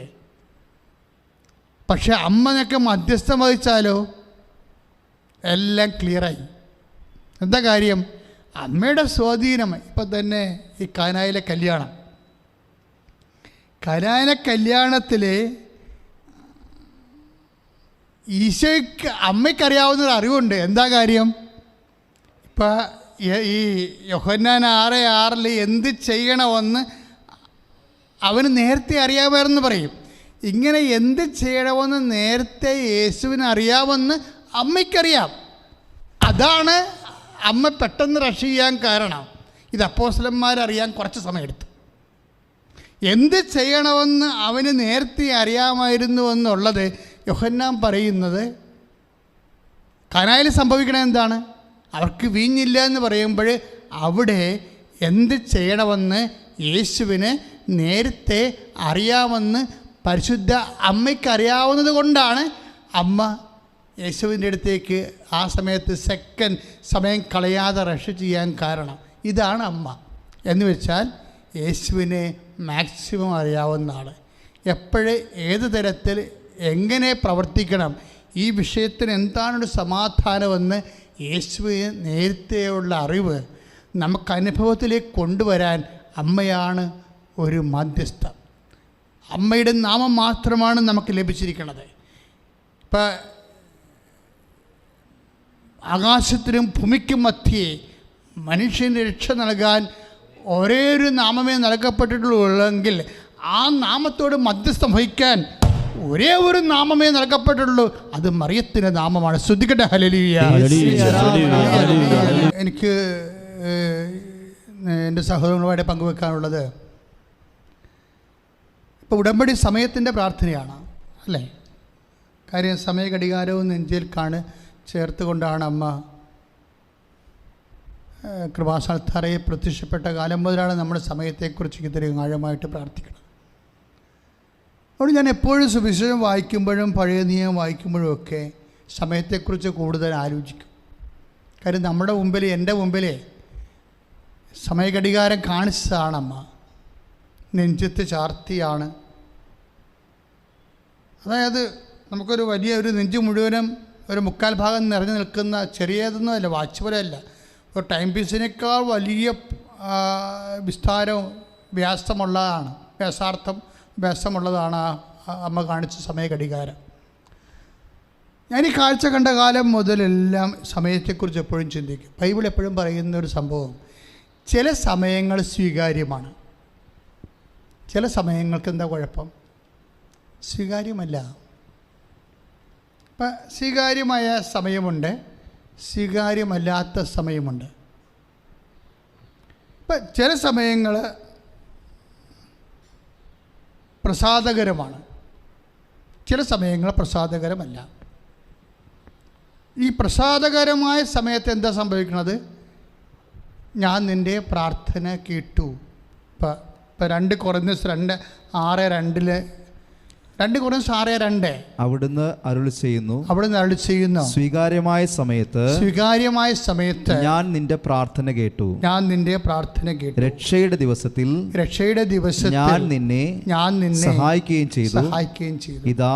ഇതാ സ്വീകാര്യമായ സമയം. അപ്പം ഇങ്ങനെ ഒരു സമയമുണ്ട്, ദൈവത്തിന് സ്വീകാര്യമായ സമയം. ഇപ്പം കാനായിൽ എന്താ പറയണത്? ഇത് സ്വീകാര്യമായ സമയമല്ല എന്നാണ് പറയണത്. It is not acceptable time. ഇപ്പം സ്വീകാര്യമായ സമയമല്ല ഉണ്ട്. അമ്മയുടെ കാര്യത്തിന് ശേഷം സമയമെല്ലാം സ്വീകാര്യമാകണം കാണാം. ഇപ്പം യേശു ഈ ദിവസങ്ങളിലൊക്കെ തിരുപ്പിറവിയുടെ സന്ദേശം നൽകിയപ്പോൾ അക്രൈസ്തവരായ സഹോദരങ്ങൾ പോലും അവരുടെ ടി വികളിലെല്ലാം പറഞ്ഞത്, ക്രിസ്മസ് മെസ്സേജിന് പറയണത്, ക്രിസ്തു കാലത്തെ 2 ഭാഗിച്ചു എന്നാണ്. കാലത്തെ 2 ഭാഗിച്ചു, ചരിത്രത്തെ ക്രിസ്തു 2 ഭാഗിച്ചു. ഞാൻ ആ സമയത്ത് അതൊക്കെ കേട്ടുകൊണ്ട് കട്ടിലേക്ക് കിടക്കുമ്പോൾ ഞാൻ വിചാരിച്ചത്, അമ്മയും സമയത്തെ 2 ഭാഗിച്ചിട്ടുണ്ട്. എന്താ കാര്യം? സ്വീകാര്യമല്ലാത്ത സമയവും സ്വീകാര്യമായ സമയവും ഉണ്ടായി. കുറേ സമയം സ്വീകാര്യമല്ലാത്തതും കുറേ സമയം സ്വീകാര്യമാകാൻ സമയമുണ്ട്. അമ്മ വന്നപ്പോൾ എല്ലാ സമയത്തെയും സ്വീകാര്യമാക്കും. അമ്മ എങ്ങനെയാണ് എല്ലാ സമയത്തെയും സ്വീകാര്യമാക്കണത്? ഇപ്പം നിനക്ക് വീടില്ല, നിൻ്റെ വിവാഹം ഒക്കണില്ല, നിനക്ക് രോഗമാണ്, ഇപ്പം നിനക്ക് മരുന്ന് ഏക്കണില്ല എന്നൊക്കെ നമുക്ക് ഓരോ സ്വീകാര്യമല്ലാത്ത കുറേ നെഗറ്റീവ്സ് വരും. ഇപ്പം ഇല്ല എന്ന് പറയണമല്ലോ സ്വീകാര്യമല്ലാത്ത സമയമെന്ന് പറയണത്. അവർക്ക് വീഞ്ഞില്ല, ദാറ്റ് മീൻസ് അത് സ്വീകാര്യമല്ലാത്തൊരു സമയമാണ്. അതുപോലെ ഇല്ലായ്മ കുറേ ഞാൻ കഴിഞ്ഞ ചൊവ്വാഴ്ചയിൽ സുവിശേഷത്തിൽ പറഞ്ഞായിരുന്നു. എന്താ പറഞ്ഞത്? അവർക്ക് വീഞ്ഞില്ല, അവർക്ക് സത്രത്തിൽ സ്ഥലം ലഭിച്ചില്ല, ഇങ്ങനെ കുറേ ഇല്ലായ്മയുടെ കാലമാണ് സ്വീകാര്യമല്ലാത്ത സമയം. നെഗറ്റീവ് ടൈംസ് വരും. നമ്മൾ ചില ലക്ഷണം പറയുന്ന ആൾക്കാരെ പോലെ ഗ്രഹങ്ങളുടെ സഞ്ചാരം അനുസരിച്ച് പറയുകയല്ല. സുവിശേഷത്തിൻ്റെ പ്രസാദാത്മകമായ സമയമുണ്ട്. ചെയ്യുന്നു, പ്രസാദകരമായ കാലത്ത് നിനക്ക് ഞാൻ ഉത്തരമരുളി, രക്ഷയുടെ ദിവസത്തിൽ ഞാൻ നിന്നെ സഹായിച്ചു. അങ്ങനൊരു കാലമുണ്ട്. ഐസയ്യാ 49:8 കർത്താവ് അരുളി ചെയ്യുന്നു, പ്രസാദകാലത്ത് ഞാൻ നിനക്ക് ഉത്തരമരുളി. അപ്പം പ്രസാദപരമായ കാലമുണ്ട്. ഇത് തന്നെയാണ് 2 കൊറിന്തോസിൻ്റെ 6:2 നമ്മൾ വായിച്ചത്. എന്താ വായിച്ചത്? സ്വീകാര്യമായ സമയത്ത് ഞാൻ നിൻ്റെ പ്രാർത്ഥനയ്ക്ക് ഉത്തരമരുളി. ഇപ്പം 2 സമയം വന്ന് കണ്ടില്ലേ? എന്താണ്? ഒന്ന് പ്രസാദകാലം, രണ്ടാമത്തത് സ്വീകാര്യമായ കാലം. അപ്പോഴേ എന്താണ് പ്രസാദകാലം എന്ന് പറയണത്? അത് പ്രസാദകാലം ഉണ്ടെങ്കിൽ തീർച്ചയായിട്ടും പ്രസാദിക്കാത്ത കാലമുണ്ട്. ഐസയുടെ കാലത്ത്, എലീഷയുടെ കാലത്ത്, ഏലിയായുടെ കാലത്ത് സ്വർഗം അടച്ചു കളഞ്ഞില്ലേ? 3 വർഷം മുഴുവനും സ്വർഗം അടച്ചു. അത് പ്രസാദകാലമല്ല. ജനങ്ങളുടെ പാപം പെരുകിയപ്പോഴാണ് സ്വർഗം അടച്ചത്. അതായത് ഐസയ്യ 49:8 പറയണത് എന്താ പറയണത്? കർത്താവ് അരുളി ചെയ്യുന്നു, പ്രസാദകാലത്ത് ഞാൻ നിനക്കുത്തരമരുളി, രക്ഷയുടെ ദിവസത്തിൽ ഞാൻ നിന്നെ സഹായിച്ചു. സി, അപ്പോൾ എന്നെ കേട്ടുകൊണ്ടിരിക്കുന്ന ദൈവ പൈതലേ, അപ്പം നീ ഓർക്കും, ഓ ശരി, അച്ഛൻ പറഞ്ഞത് ശരി. ഇപ്പം എൻ്റെയൊക്കെ പ്രാർത്ഥന ഒന്നും കേൾക്കാത്തതിൻ്റെ കാരണം സ്വീകാര്യമായ സമയം അല്ലാത്തത് കൊണ്ടായിരിക്കും. അച്ഛൻ പറഞ്ഞു ശരി, എൻ്റെ ഈ രോഗം ഇപ്പോൾ വിട്ടു മാറാത്തതിൻ്റെ കാരണം, എൻ്റെ കല്യാണം നടക്കാത്തതിൻ്റെ കാരണം, എനിക്ക് കുട്ടി ഉണ്ടാവാത്തതിൻ്റെ കാരണം ഇത് പ്രസാദകരമായ കാലമല്ലാത്തതായിരിക്കും. അവിടെയാണ് പ്രശ്നം. ഇത് അമ്മയ്ക്ക് മുമ്പ് എഴുതിയ സുവിശേഷ ഭാഗങ്ങളാണ്. അമ്മയുടെ കാലത്തോട് ഇത് അവസാനിക്കുകയാണെന്നാണ് സുവിശേഷം പറയണത്.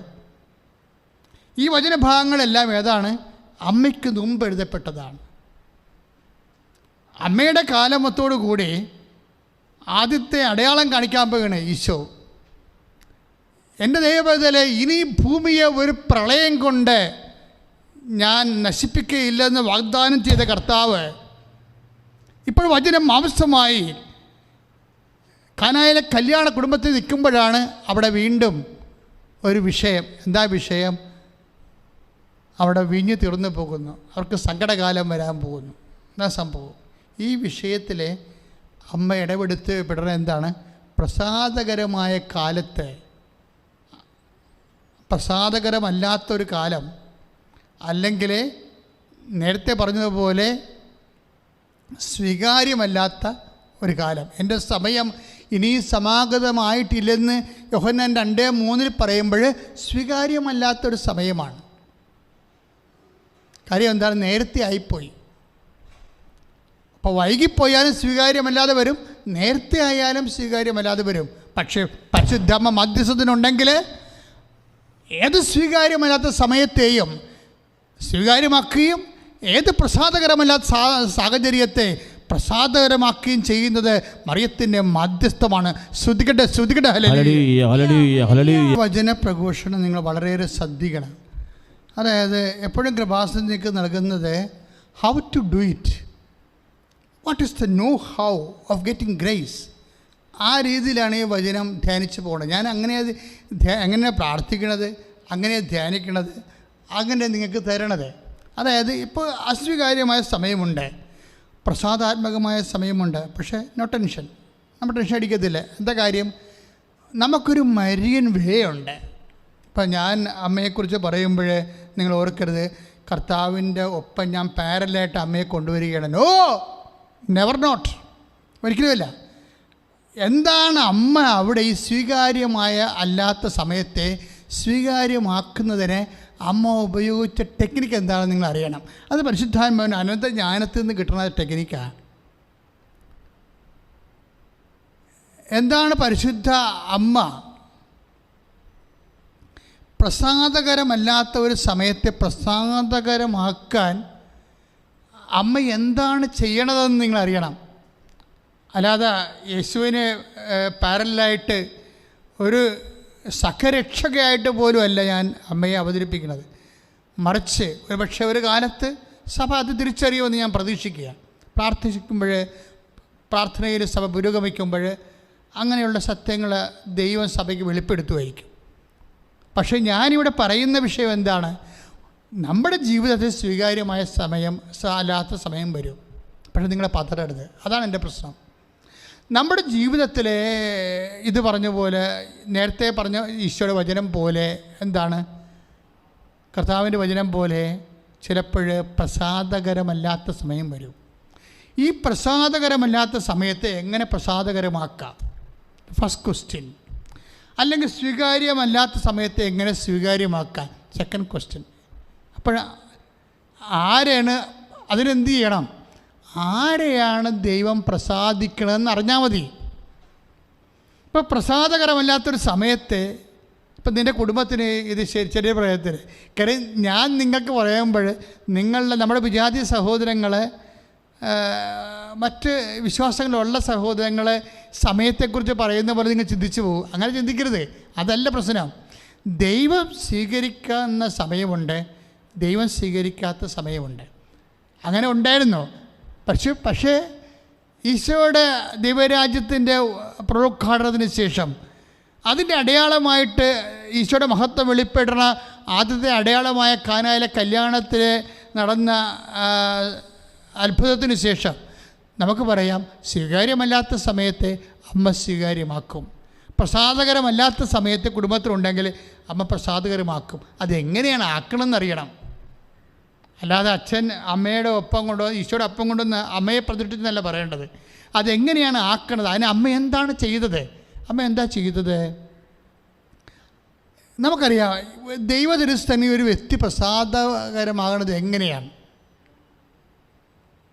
എക്സോർവൈ ഞാനല്ലെങ്കിൽ നിങ്ങൾ, ദൈവതിരുസന്നിധിയിൽ ഒരു വ്യക്തി പ്രസാദകരമാകണത്, ദൈവത്തിന് പ്രിയപ്പെട്ടതാകണത് എങ്ങനെയാണ്? അല്ലെങ്കിൽ അതായത് അത് മത്തായി ശ്ലീഹയുടെ സുവിശേഷത്തിലാണ് ഉള്ളത്. 12:18 എന്താണ്? ഇതാ ഞാൻ തിരഞ്ഞെടുത്ത എൻ്റെ ദാസൻ, എൻ്റെ ആത്മാവ് പ്രസാദിച്ച എൻ്റെ പ്രിയപ്പെട്ടവൻ, എൻ്റെ ആത്മാവ് പ്രസാദിച്ച എൻ്റെ പ്രിയപ്പെട്ടവൻ, ഞാൻ അവൻ്റെ മേൽ എൻ്റെ ആത്മാവിനെ അയക്കും, ഞാൻ അവൻ്റെ മേൽ എൻ്റെ ആത്മാവിനെ അയക്കും. Price the Lord. അതായത് ഇതാ ഞാൻ തിരഞ്ഞെടുത്ത എൻ്റെ ദാസൻ ബൈബിളിലെ ഏറ്റവും വലിയൊരു വാക്കാണ്, ഏറ്റവും വലിയ പദവിയാണ്. എന്താണ് ദാസൻ ഓർ ദാസി? എല്ലാവരെയും ദൈവം ദാസനെന്ന് വിളിക്കത്തില്ല, എല്ലാവരെയും ദൈവം ദാസിയെന്ന് വിളിക്കത്തില്ല. നമ്മൾ പറയുന്ന മാനുഷികമായ അടിമത്തത്തിൻ്റെ രീതിയിലുള്ള ദാസനും ദാസിയുമല്ല ബൈബിളിലെ ദാസനും ദാസിയും. ബൈബിളിലെ ദാസൻ എന്ന് പറയണത് നമുക്കറിയാം എന്താണ്. ഇതാ ഞാൻ തിരഞ്ഞെടുത്ത, ഇപ്പം മത്തായി ശ്ലീഹയുടെ സുവിശേഷം 12:18, ഇതാ ഞാൻ തിരഞ്ഞെടുത്ത എൻ്റെ ദാസൻ, എൻ്റെ ആത്മാവ് പ്രസാദിച്ച എൻ്റെ പ്രിയപ്പെട്ടവൻ, എൻ്റെ ആത്മാവ് പ്രസാദിച്ച എൻ്റെ പ്രിയപ്പെട്ടവൻ. അപ്പം ആത്മാവ് പ്രസാദിച്ച ആളിനാണ് ദാസൻ. അവിടെയാണ് വിഷയം. ഇപ്പം അല്ലെങ്കിൽ ദാസൻ്റെ മേലാണ് ആത്മാവ് പ്രസാദിക്കണത്. അപ്പോൾ നമ്മൾ ചോദിക്കും, ആരാണ് ദാസൻ, ആരാണ് ദാസി? ആരാണ് ദാസൻ, ആരാണ് ദാസി എന്നറിയാൻ ശരിക്കും പറഞ്ഞാൽ ലൂക്കാസ് വിശേഷമാണ് നല്ലത്. എന്താ കാര്യം? അമ്മ ഇതുപോലെ ഒരു പ്രത്യേക പ്രതിസന്ധിയിൽ ദൈവത്തോട് ചോദിക്കുന്ന ചോദ്യമാണ്, ഇതെങ്ങനെ സംഭവിക്കും? വിശുദ്ധ ലൂക്കാസ് വിശേഷം 1:34. അച്ഛൻ ഇടയ്ക്കിടയ്ക്ക് പറയാമെന്നാണ്. കാര്യം നമ്മുടെ ഉടമ്പടിയുടെ ഭയങ്കരമായ ഒരു വചനമാണത്. അതാണ് ഇതെങ്ങനെ സംഭവിക്കും. ഇപ്പോൾ 13 വർഷമായിട്ട് മക്കളില്ല. ഡോക്ടർ പറഞ്ഞു, കേരളത്തിലുള്ള എല്ലാ ആശുപത്രിയിലും പോയെന്നവർ പറയുന്നു, ഡോക്ടർ പറഞ്ഞു ഇനി നിങ്ങൾക്ക് ഈ ജന്മത്തിൽ മക്കളെ കിട്ടാൻ സാധ്യതയില്ല. അപ്പോഴവളുടെ അമ്മ പറയും, നീ കൃപാസനം വരെ ഒന്ന് പോയി നോക്ക്. അപ്പോൾ അവൾ ചോദിക്കുന്ന ചോദ്യമാണ്, ഇതെങ്ങനെ സംഭവിക്കും? കാര്യം ഞാൻ ചെയ്യാവുന്ന എല്ലാം ചെയ്ത് നേരത്തെ കാഴ്ച എല്ലാം കഴിഞ്ഞു, ഇനി എന്ത് ചെയ്യാനാണ്, എങ്ങനെ സംഭവിക്കാനാണ്? പക്ഷെ അതിന് ദൈവത്തിന് 2 ഉത്തരമില്ല, ഒറ്റ ഉത്തരമേ ഉള്ളൂ. എങ്ങനെ സംഭവിക്കുമെന്ന് ചോദിക്കുന്ന ചോദ്യത്തിന് ഒറ്റ ഉത്തരമേ ദൈവത്തിനുള്ളത്. എന്താണ് ദൈവത്തിൻ്റെ ഉത്തരം? പരിശുദ്ധാത്മാവ് നിൻ്റെ മേൽ വരും. ലൂക്കാസ് വിശേഷം 1:35, പരിശുദ്ധാത്മാവ് നിൻ്റെ മേൽ വരും. ഏറ്റു പറഞ്ഞേ, പരിശുദ്ധാത്മാവ് നിൻ്റെ മേൽ വരും. അത്യുന്നതന്റെ ശക്തി നിന്നിൽ പ്രവർത്തിക്കും. Price the Lord. അപ്പോൾ ഈ മാനുഷികമായ പ്രവർത്തനമൊന്നുമില്ല, ശാസ്ത്രത്തിൻ്റെ പ്രവർത്തനമൊന്നുമില്ല, ഔഷധത്തിൻ്റെ പ്രവർത്തനമൊന്നുമില്ല. എന്താ സംഭവം? ബൈബിള് 2 തരം പ്രവർത്തനങ്ങളെ പറയുന്നുണ്ട്. ലോകം ഒറ്റ പ്രവർത്തനങ്ങളെ പറയുന്നുള്ളൂ, മാനുഷികമായ പ്രവർത്തനങ്ങളെ പറയുന്നുള്ളൂ. ഒന്നെങ്കിൽ ശാസ്ത്രം, അല്ലെങ്കിൽ ശേഷി, അല്ലെങ്കിൽ ശേമുഷി, ഒന്നെങ്കിൽ മണി, അല്ലെങ്കിൽ മസിൽ. ഇങ്ങനെയുള്ള പ്രവർത്തനമേ മാനുഷികമായിട്ടുള്ളൂ. അവിടെ അത് നടന്നില്ലെങ്കിൽ ആ സംഭവം സ്റ്റോപ്പ് ചെയ്യും. പക്ഷേ വിശുദ്ധ ഗ്രന്ഥം എന്താ പറയണത്? നിങ്ങളുടെ ഈ നാളെ ചത്തുപോണ മനുഷ്യനെക്കുറിച്ച് പറയുന്ന വിഷയമല്ല. 2 തരം ശക്തിയുണ്ട്. ഒന്ന് മാനുഷികമായ ലോകത്തിൻ്റെ ശക്തി, മറ്റേതെന്താണ്? ഉന്നതത്തിൻ്റെ ശക്തി. ഉന്നതത്തിൽ. അതാണ് അമ്മ ചോദിക്കുമ്പോൾ ഇതെങ്ങനെ സംഭവിക്കുമെന്ന് ചോദിക്കുമ്പോൾ ലുക്കാവുന്ന 35 മാലാഖ പറയുന്ന മറുപടി എന്താണ്? പരിശുദ്ധാത്മാവ് നിൻ്റെ മേൽ വരും. ഇപ്പം ഞാൻ ആ മകളോട് പറഞ്ഞില്ലേ, കേരളത്തിൽ എല്ലാ ആശുപത്രിയിലും പോയി മകളെ എന്ന് പറയുമ്പോൾ അവൾ നിലവിളിക്കുമ്പോൾ എന്താണ് പറയണത്? നീ പൊയ്ക്കൊള്ളുക, കർത്താവ് നിനക്ക് കുഞ്ഞിനെ തരും. അതെന്താ പറയണത്? അത്യുന്നതൻ്റെ ശക്തിയിലാണ് പറയണത്. അത് ബൈബിളിൽ 2000 കൊല്ലം നമ്മൾ സംഭവിച്ചതല്ല, കൃപാസനത്തിൽ ഒരു കൊല്ലം മുമ്പ് സംഭവിച്ച വിഷയമാണ്. ഇതാണ് വിഷയം വന്നത്. ഇത് ഒറ്റപ്പെട്ട വിഷയമല്ല, ഇത് തന്നെയാണ് വിഷയങ്ങളെല്ലാം. ഓരോ സാക്ഷ്യവും നിങ്ങൾ കേട്ടോ നിൽക്കൂ, ഓരോ സാക്ഷ്യവും നിങ്ങൾ കേട്ടോ നിൽക്കൂ. ആൾക്കാർ കൃപാസനത്തിൽ ഇപ്പം എന്തിനാണ് വരണമെന്ന് ചോദിച്ചു കഴിഞ്ഞാൽ സാക്ഷ്യം പറയാനുണ്ടേ എന്ന് ഞാൻ വരുന്നത്. സാക്ഷ്യം പറയാനുണ്ടേ. എന്നിട്ട് അവരെന്ത് വീറോടും വാശിയോടും കൂടിയാണ് അവർ സാക്ഷ്യം പറയണത്. ആരെയൊക്കെ തോൽപ്പിച്ച പോലെയാണ് സാക്ഷ്യം പറയണത്. അവർ തോൽപ്പിച്ചത് ആരെയാണ്? ലോകത്തെ തോൽപ്പിച്ചു. അവർ തോൽപ്പിച്ചത് ആരെയാണ്? മനുഷ്യൻ്റെ ധാരണകളെ തോൽപ്പിച്ചു. അവർ തോൽപ്പിച്ചത് ആരെയാണ്? മനുഷ്യൻ്റെ യുക്തിയെ തോൽപ്പിച്ചു. അവർ ജയിച്ചത് ആരെയാണ്? ദൈവ തിരുമനസ്സ് നിറവേറ്റിക്കൊണ്ടാണ് അവർ ദൈവ തിരുമനസ്സിനെയാണ് ജയിച്ചത്. അപ്പം അത്രയും ദൈവത്തിന് സാക്ഷ്യം പറയുകയാണ്. കാര്യം ബൈബിളിലെ ഒരു ശക്തമായൊരു വചനമുണ്ട്. ഇപ്പോൾ ഐസയാ വചനങ്ങളിലെ, ഇപ്പം ഐസയാ വചനം 42:3, ഐസയാ വചനങ്ങൾ 42:3 ശ്രദ്ധിക്കട്ടെ. ഹല്ലേലൂയ, യേശുവേ സ്തോത്രം, ഹല്ലേലൂയ. ചതഞ്ഞ ഞാങ്ങണ അവൻ മുറിക്കുകയില്ല, മങ്ങിയ തിരി അവൻ കെടുത്തുകയില്ല, അവൻ വിശ്വസ്തയോടെ നീതി പ്രവർത്തിക്കും. Price the Lord, hallelujah. Hallelujah. യേശുവേ സ്വങ്കണ അവൻ മുറിക്കുകയില്ല, മങ്ങിയ തിരി കെടുത്തുകയുമില്ല, അവൻ വിശ്വസ്തയോടെ നീതി പുലർത്തും. അടുത്ത വചനം ഇതിനേക്കാൾ ശക്തമാണ്. എന്താ പറയണത്?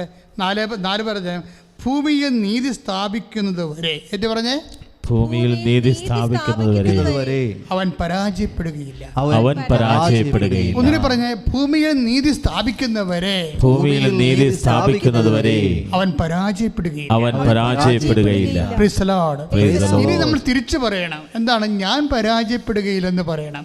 ഞാൻ ദൈവവേദന്റെ അടിസ്ഥാനത്തിൽ ഞാൻ പരാജയപ്പെടുകയില്ല. പറയുക, ഭൂമിയിൽ നീതി സ്ഥാപിക്കുന്നവരെ ദൈവ പൈതലായ ഞാൻ പരാജയപ്പെടുകയില്ല.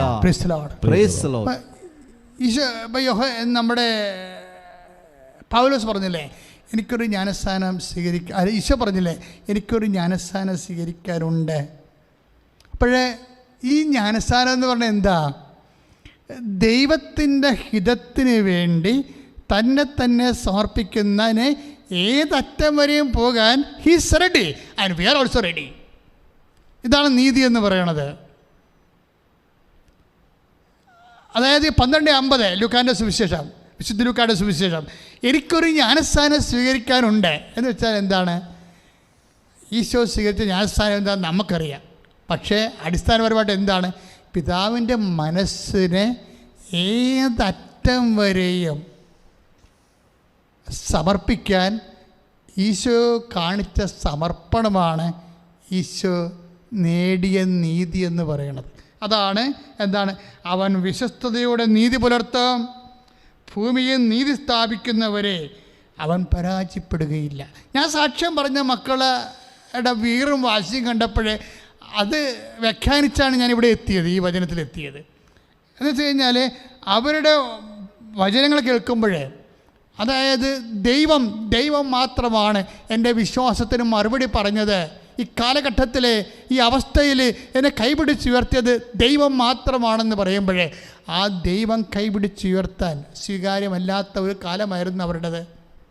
പ്രസാദകരമല്ലാത്തൊരു കാലമായിരുന്നു അവരുടേത്. ഈ പ്രസാദകരമല്ലാത്ത കാലത്തെ പ്രസാദകരമാക്കാൻ, ഈ സ്വീകാര്യമല്ലാത്ത കാലത്തെ സ്വീകാര്യമാക്കാൻ നമുക്ക് സാധിക്കും എന്ന് നമ്മളോട് പറഞ്ഞത് ആരാണ്? അമ്മയാണ്. അമ്മ എങ്ങനെ പറഞ്ഞു? അത്യുന്നതൻ്റെ ശക്തി നിന്നെ പ്രവർത്തിക്കുമെന്ന് പറഞ്ഞില്ലേ ലൂക്കാ 1:35. എന്നിട്ട് അത് കേട്ടപ്പോൾ അമ്മ എന്താ പറഞ്ഞത്? ഇതാ കർത്താവിൻ്റെ ദാസി. അത്യുന്നതൻ്റെ ശക്തി, മനുഷ്യന്മാരുടെ ശക്തി, യുക്തിയുടെ ശക്തി, ശാസ്ത്രത്തിൻ്റെ ശക്തി, ശരീരത്തിൻ്റെ ശക്തി, പണത്തിൻ്റെ ശക്തി, പറമ്പിൻ്റെ ശക്തി, പാർട്ടിയുടെ ശക്തി, ഇങ്ങനെ പല ശക്തികൾ ലോകത്തുണ്ട്. അതിനൊന്നും നമ്മൾ ദാസ്യങ്ങളല്ല, അതിനൊന്നും നമ്മൾ ദാസ്യം വരെ എടുക്കേണ്ട കാര്യമില്ല. ഓരോരോ കാലത്ത് സഭ പല പല കാര്യങ്ങളിൽ ഇവിടെ പീഡിപ്പിക്കപ്പെടുന്നുണ്ട്. സഭ ചെയ്യാത്ത തെറ്റിന് പോലും 10 വോട്ട് നേടാൻ വേണ്ടി സഭയെ പ്രതിഷ്ഠാനത്ത് നിർത്തിക്കൊണ്ട് മറ്റു സമുദായക്കാരുടെ പ്രീണനങ്ങളും അവരുടെ താല്പര്യങ്ങളും എടുത്തുകൊണ്ട് കസേര ഉറപ്പിക്കാൻ വേണ്ടി സഭയെ കരുവാക്കിയിട്ടുള്ള കാലഘട്ടങ്ങൾ കഴിഞ്ഞു പോവുകയാണ്. പക്ഷേ അങ്ങനെയുള്ള കാലങ്ങളിലൊന്നും സഭ ആരുടെയും ദാസിയാകത്തില്ല. ജ്ഞാനസ്ഥാനം വെള്ളം വീണവനാകാതിരിക്കാം, പക്ഷേ കർത്താവിൻ്റെ ദാസിയാകാൻ അല്ലെങ്കിൽ ദാസനാകാൻ കഴിയാത്ത വ്യക്തി ലോകത്തിൻ്റെ ദാസനാകും, അല്ലെങ്കിൽ ദാസിയാകും. അങ്ങനെ ആ അവസ്ഥയിൽ അവർ അന്ത്യം കുറിക്കുകയും ചെയ്യും. ഞാൻ പറഞ്ഞു വരുന്ന കാര്യം, വിശ്വാസിയെ സംബന്ധിച്ചിടത്തോളം ഇവിടെ ഒറ്റ ദാസനേ ഉള്ളൂ. ആരാണ്? ദൈവത്തിൻ്റെ ദാസൻ. അതാണ് അമ്മ പറയണത്. അമ്മ പറഞ്ഞ അസ്വീകാര്യമായ സമയത്തെ എങ്ങനെ അമ്മ സ്വീകാര്യമാക്കി, പ്രസാദകരമല്ലാത്ത സമയത്തെ എങ്ങനെ പ്രസാദകരമാക്കി. With a single word. എന്താണ്? Behold the handmaid of the Lord, be to done to me according to thy word. ഇതാ കർത്താവിൻ്റെ ദാസി. പിന്നെന്താ പറയണത്? എങ്ങനെയാണ് ദാസ്യനാകണത് ഒരു മനുഷ്യൻ? എങ്ങനെയാണ് ദാസിയാകണത് ഒരു സ്ത്രീ? Behold handmaid of the be to done to me according to thy word. എന്താണ്? അങ്ങയുടെ വചനം എന്നിൽ നിറവേറട്ടെ. ദൈവവേദനേ, എപ്പോഴാണൊരു വ്യക്തി ദൈവത്തിൻ്റെ വചനം തൻ്റെ ജീവിതത്തിൽ നിറവേറാൻ വേണ്ടി സ്വയം സമർപ്പിതമാകണത്? അവൻ ദൈവത്തിൻ്റെ ദാസനാകും, ദൈവത്തിൻ്റെ ദാസിയാകും. അവന് സ്വീകാര്യമല്ലാത്ത സമയം അവൻ സ്വീകാര്യമാക്കി, പ്രസാദകരമല്ലാത്ത സമയം അവന് പ്രസാദകരമാകും. എപ്പോഴാണത്? അവൻ ദൈവത്തിൻ്റെ വചനത്തെ തന്നെ പരിശുദ്ധ അമ്മയെ പോലെ സമർപ്പിക്കുമ്പോൾ പ്രാർത്ഥിക്കുക. അമ്മയെ പരിശുദ്ധ അസ്വീകാര്യമായ സമയത്തെയും പ്രസാദകരമായ സമയത്തെയും ഞങ്ങൾക്ക് അമ്മയെപ്പോലെ പ്രസാദകരമാക്കി മാറ്റുന്നതിനായി അമ്മയെപ്പോലെ അത്യുന്നത ശക്തി ആവശ്യിക്കാൻ വേണ്ടി കർത്താവിന്റെ വചനം ജീവിതത്തിലെ നിറവേറ്റാൻ ആവശ്യമായ അഭിഷേകവും നൽകണമേ. ശ്രദ്ധിക്കട്ടെ.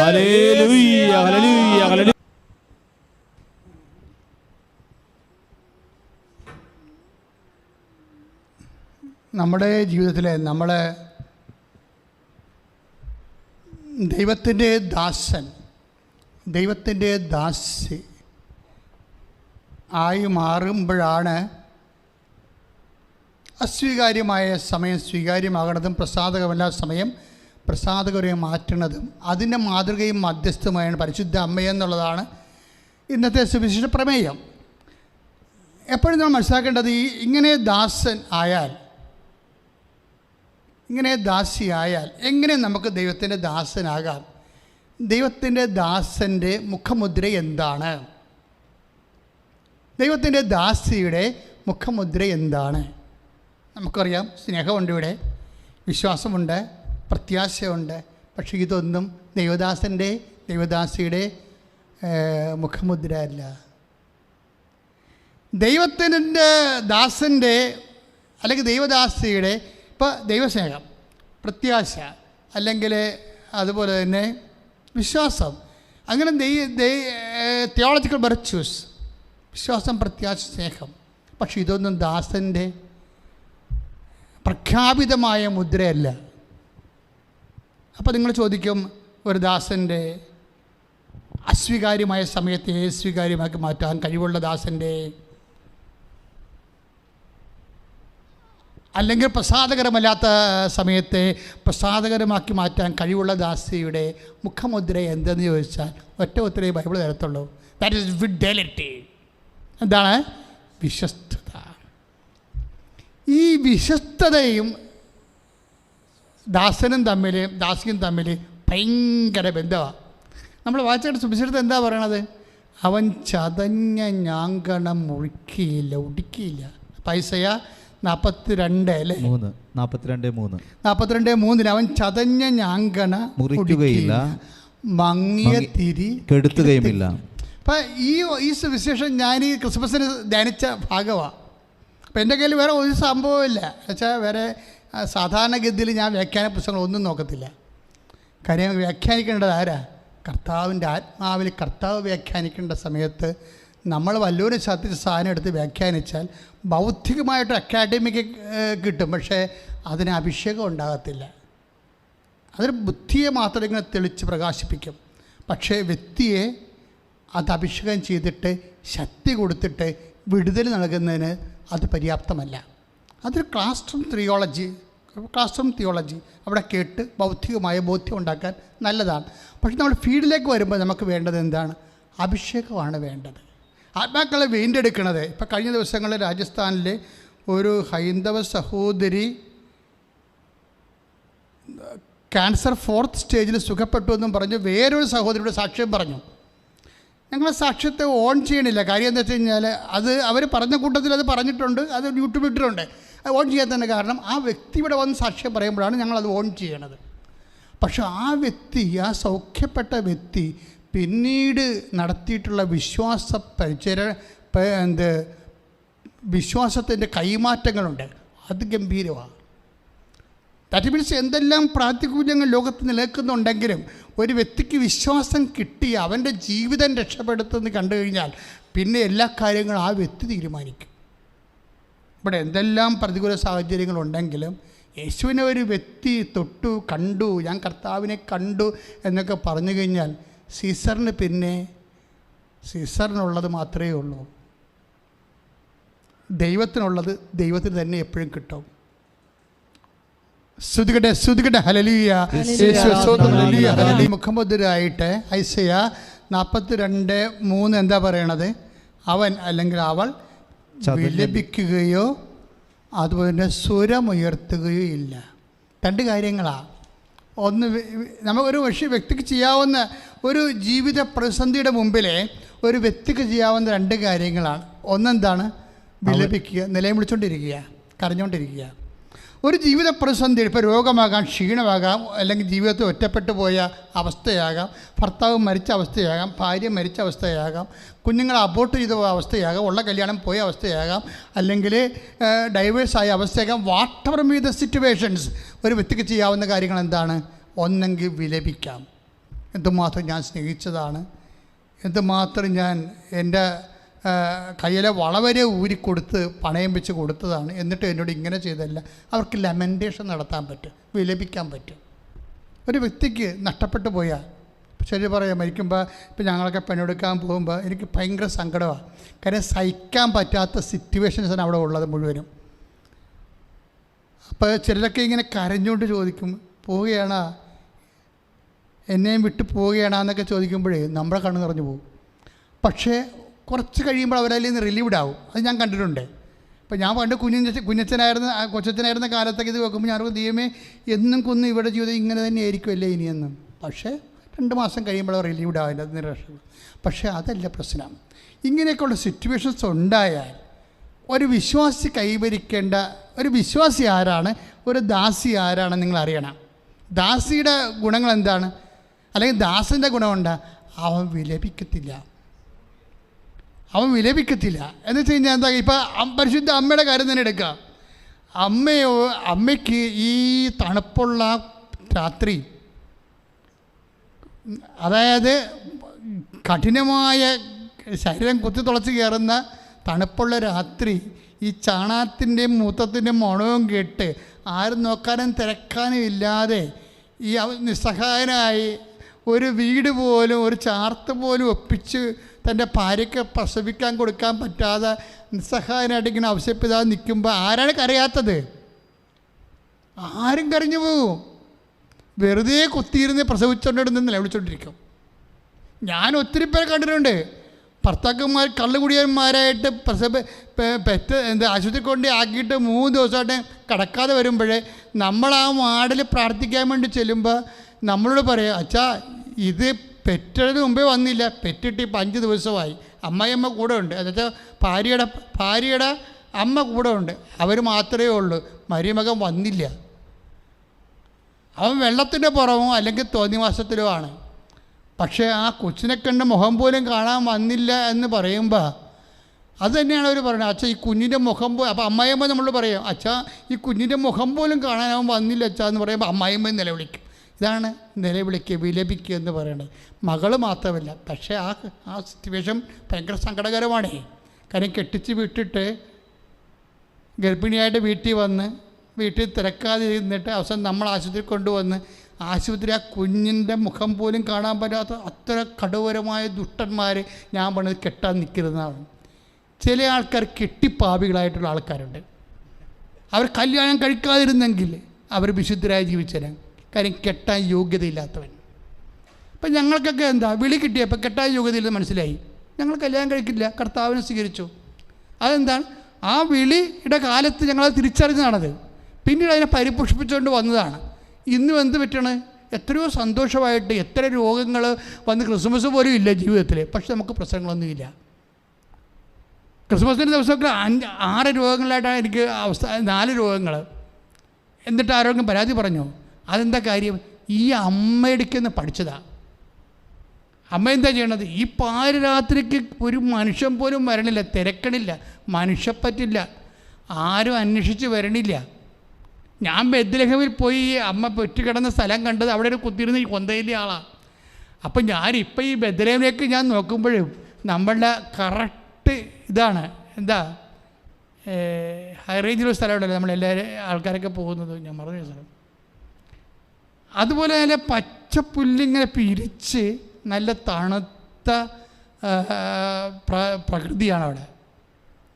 അപ്പോൾ വാഗമണ്ണ് പോലെ തന്നെ ഈ സ്ഥലം ഇങ്ങനെ ബെത്ലഹേം, ഞാനിങ്ങനെ ബെത്ലഹേമിന് ഈ പുൽക്കൂട്ട് അമ്മയുടെ ആ പാറയുടെ വലിയൊരു പാറയാണ്, പാറയുടെ ഉള്ളിലാണ് ഈ കാലികളെ സൂക്ഷിക്കുന്നത്. അവിടെയാണ് ചരിത്രപരമായിട്ട് പാരമ്പര്യത്തിൽ അമ്മ തിരുപ്പിറവി നടന്ന സംഭവം. നമ്മളവിടെ കൊന്തയിലിട്ട് പുറത്തോട്ടിറങ്ങി നോക്കുമ്പോൾ വാഗമൺ പോലെ ഇരിക്കും. എന്താണ്?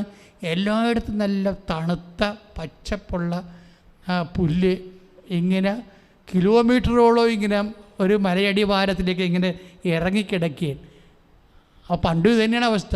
ആ പ്രദേശത്ത് അന്നും ഇല്ല മനുഷ്യർ, ഇന്നും ഇല്ല മനുഷ്യർ. വിജനമായ സ്ഥലമാണ്. ഈ വിജനമായ സ്ഥലത്ത് അകപ്പെട്ടു പോയിട്ട്, കാലികളുടെ ഇടയിൽ അകപ്പെട്ടു പോയിട്ട് അവൾ കരഞ്ഞില്ല. അതാണ് സംഭവം. കാര്യം അതിന് പ്രാകൃതരായ മനുഷ്യരെയാണ് കാണുന്നത്. ആരെ കാണുന്നത്? ഇടയന്മാരെ കാണുകയാണ്. കരയാനുള്ള എല്ലാ വകുപ്പും അവിടെ ഉണ്ട്. ഭർത്താവിന് നിങ്ങളെ കല്യാണം കഴിച്ചതിന് ശേഷം, നിങ്ങളെ പെറ്റതിന് ശേഷം 1 മാസം കഴിഞ്ഞിട്ടും അല്ലെങ്കിൽ ഒരാഴ്ച കഴിഞ്ഞിട്ടും ഹസ്ബൻഡ് വന്നില്ല, അല്ലെങ്കിൽ ഹസ്ബൻഡ് വീട്ടിൽ നിന്ന് ആരും വന്നില്ലെന്ന് പറഞ്ഞാൽ ദൈവവേദനേ, നിന്നെ ദാസിയാകാൻ ദൈവം വിളിക്കുന്നു. നീ കരയരുത്. വിശ്വാസിയാണെങ്കിൽ അല്ലെങ്കിൽ അവിശ്വാസിയാണെങ്കിൽ നീ വാരി വലിച്ച് നിലവിളിച്ച ഒരു പ്രശ്നമില്ല. പക്ഷേ നിനക്ക് കിട്ടിയ പാഠം എന്താ? തിരിഞ്ഞു നോക്കാൻ അറിയില്ല. ഇനി ഔഷധപിതാവ് ഉണ്ടെങ്കിൽ തന്നെ ഒരു ചാർത്ത് കാണിച്ചു കൊടുക്കാനും തരപ്പെടുത്തിയെടുക്കാനും ഉള്ള കഴിവില്ല. ദൈവം ചില മനുഷ്യരുടെ കഴിവ് തക്ക സമയത്ത് എടുത്തു കളയും.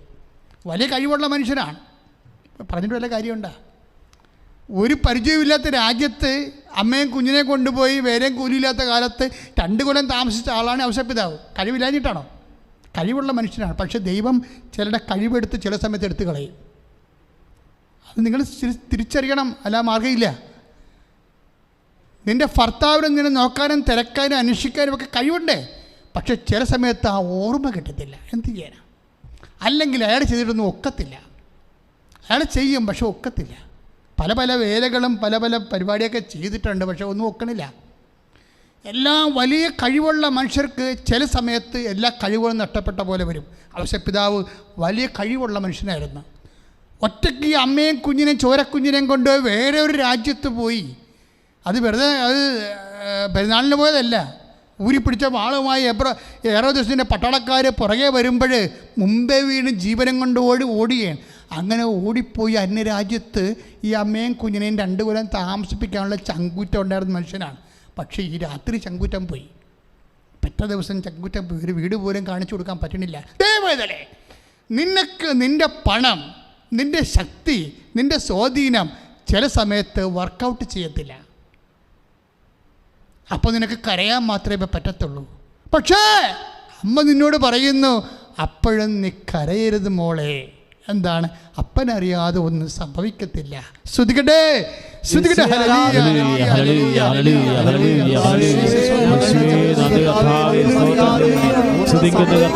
ആരാധന ആരാധന. ഹല്ലേലൂയ ഹല്ലേലൂയ ഹല്ലേലൂയ ഹല്ലേലൂയ ഹല്ലേലൂയ ഹല്ലേലൂയ. യേശുവേ സ്തോത്രം, യേശുവേ നന്ദി, യേശുവേ നമസ്കാരം, യേശുവേ ആരാധന. ഹല്ലേലൂയ ഹല്ലേലൂയ ഹല്ലേലൂയ. കിട്ടുമെന്നാ പറഞ്ഞ. അതായത് നമ്മൾ കരഞ്ഞാൽ ഒരു വിഷയത്തെ നമ്മൾ ആ വിഷയത്തിൽ കരഞ്ഞു പോയാൽ നമ്മൾ പരാജയപ്പെട്ടു എന്നാണ് പറയണത്. വചനം പറയണത് ദൈവവചനം നിറവേറ്റുന്നതിൽ, നീതി നിവർത്തിയാക്കുന്നതിൽ, ദൈവഹിതം നിറവേറ്റുന്നതിൽ നമ്മൾ പരാജയപ്പെട്ടു. ദൈവഹിതം നിറവേറ്റുന്നത് നമ്മൾ പരാജയപ്പെട്ടു. ഞാൻ പറയണല്ല, ഐസയ പറയണ വചനങ്ങളാണ്. എപ്പോഴും ശ്രദ്ധിക്കേണ്ട വിഷയമാണത്. ഇപ്പം എന്താ അമ്മ ചെയ്തത്? കരയേണ്ട സമയത്ത് അമ്മ എന്താ ചെയ്തത്? ലൂക്കാ 2:19 അമ്മ എന്ത് ചെയ്തു? ഹൃദയത്തിൽ സംഗ്രഹിച്ചു, കരഞ്ഞില്ല.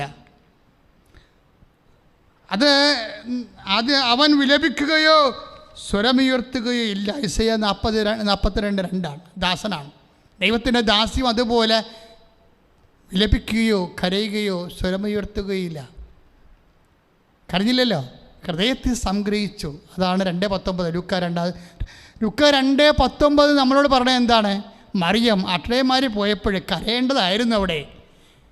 അവിടെ കരയേണ്ടതായിരുന്നു. ഈ പകർന്നു പിടിച്ച മനുഷ്യനെ കാണുമ്പോൾ കരഞ്ഞു പോകേണ്ടതായിരുന്നു. അമ്മയില്ല, അപ്പനില്ല, സ്വന്തപ്പെട്ടവരില്ല, ആരുമില്ല, ഔഷപിതാവിൻ്റെ പക്ഷത്തൊന്നുമില്ല, സ്വന്തം പക്ഷത്തൊന്നുമില്ല, നാട്ടുകാരുമില്ല. കരയേണ്ടതായിരുന്നു അവിടെ. പക്ഷെ അവൾ കരഞ്ഞില്ല എന്ന് പറയാൻ വേണ്ടി വചനം പറയും അവൾ ഹൃദയത്തിൽ സംഗ്രഹിച്ചു എന്ന് പറയും. ശ്രുതിക്കട്ടെ, ശ്രുതിക്കട്ടെ. ഹല്ലേലൂയ ഹല്ലേലൂയ ഹല്ലേലൂയ ഹല്ലേലൂയ.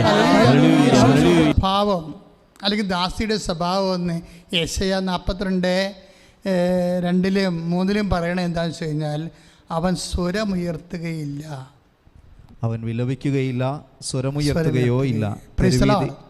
അതായത് തെരുവീഥികളിൽ അവൻ്റെ സ്വരം കേൾക്കപ്പെടുകയില്ല.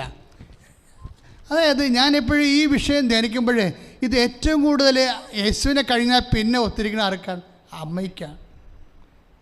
കാര്യം അമ്മയ്ക്ക് ഇത് വെക്കാൻ കാരണം അമ്മയ്ക്ക് സ്വരം ഉയർത്തി രണ്ട് വർത്തമാനം പറയാനുള്ള പല സാഹചര്യം ഈശോ തന്നെ ഒപ്പിക്കുന്നുണ്ട്. കാര്യം എന്താ വെച്ചാൽ അമ്മയോടും അപ്പനോടും പറയാതെ ഈ ദേവാലയത്തിൽ തന്നെ തങ്ങിയത് ഭയങ്കരമായ കഷ്ടമായിപ്പോയി. അമ്മനോട് ഇപ്പം നമ്മൾ ഈ finding in the temple, found missing ഒക്കെ നമ്മൾ പറഞ്ഞ് ധരിക്കണില്ലേ ജപമാലയിൽ. ദേവാലയത്തിൽ ഈശോയെ കാണാതിരിക്കെ കണ്ടുമുട്ടി. അത് ആ വിഷയം എന്താണ് ശരിക്കും പറഞ്ഞാൽ? ആ വിഷയം ഈശോ ഒരു വാക്ക് പോലും പറയാഞ്ഞ കാരണം മാതാപിതാക്കന്മാർക്ക് എന്തുണ്ടായെന്നാണ് അമ്മ പറയണത് 2:48. ഈശോ ഞങ്ങളോട് എന്താണ് ഇങ്ങനെ ചെയ്തത്? ഞാനും നിൻ്റെ പിതാവും കൂടി ഉത്കണ്ഠയോടെ നിന്നെ അന്വേഷിക്കുക. അപ്പോൾ ഉത്കണ്ഠ എന്ന് പറയുമ്പോൾ സാധാരണ ഉത്കണ്ഠയല്ലേ. കാര്യം ഭയവും ഉത്കണ്ഠയുമാണ്. ഈ ഉത്കണ്ഠ എന്ന് പറഞ്ഞാൽ എന്തുകൊണ്ടാണ് ഉത്കണ്ഠ ഉണ്ടായിരിക്കണത്? ഈ യേശുവിനെ കയ്യിൽ നിന്ന് ഇപ്പം നസ്രത്ത് വരെ ജെറുസലേമിൽ നിന്ന് നസ്രത്ത് വരെ തിരിച്ച് നടക്കുകയാണ്. നസ്രത്ത് എത്തിയില്ല, ഒരു ദിവസം കൂടി കഴിയുമ്പോൾ നസ്രത്ത് എത്തും. 2 ദിവസത്തെ വഴി നടന്നെത്തി കഴിയുമ്പോഴാണ് ഈശോ ഇല്ലാത്തത് അറിയണത്. അപ്പം അവർക്ക് ഉത്കണ്ഠ ഉണ്ടായെന്നാണ് പറയണത്. എന്താണ് ഉത്കണ്ഠ? ആ ഉത്കണ്ഠ എന്ന് പറയണത് ശരിക്കും പറഞ്ഞാൽ ഔസേപ്പിതാവിന് ഭയം ഉണ്ടായി. ഒരിക്കൽ ഈജിപ്തിൽ നിന്ന് തിരിച്ചു വരുമ്പോൾ ഒരു ഭയം ഉണ്ടായി. എന്താണ് ഭയം ഉണ്ടായത്? ഈ നസ്രത്തിലേക്ക് പോകാത്ത കഫർനാവിൽ പോകാണ്ട കാരണം എന്താണ്? ഭയം ഉണ്ടാകാൻ കാരണം എന്താ? 2:20 മത്തായിയുടെ സുവിശേഷം. അതായത് ഹെറോദേസ് ദ ഗ്രേറ്റ്, അയാളുടെ മകൻ അർക്കലാവോസാണ് ഇവിടെ ഭരിക്കണമെന്ന് കേട്ടപ്പോൾ ഔസേപ്പിതാവിന് ഭയമായി. അതാണ് ഞാനും എൻ്റെ പിതാവും കൂടി. എന്നതിനെക്കുറിച്ചാണ് അർക്കലാവോസാണ് ഇവിടെ ഭരിക്കണമെന്ന് കേട്ടപ്പോഴാണ് ഭയമായത്. അപ്പോൾ എങ്ങനെ അർക്കലാവോസിൻ്റെ ആൾക്കാർ വന്ന് ഈശോനെ തട്ടിക്കൊണ്ട് പോയെന്നാണ് ഈ അപ്പനും അമ്മയും കൂടി ചിന്തിക്കുന്നത്. അർക്കലാവോസിൻ്റെ ആൾക്കാരെ വന്ന് ഇവനെ തട്ടിച്ചുകൊണ്ട് ഈ ദേവാലയം തട്ടിക്കൊണ്ട് പോയോ? എന്താണ് സംഭവിച്ചെന്നറിയാതെ അമ്മയ്ക്ക് ഭയവും അമ്മയ്ക്ക് ഉത്കണ്ഠയും ഔസേപ്പിതാവിന് ഭയവും.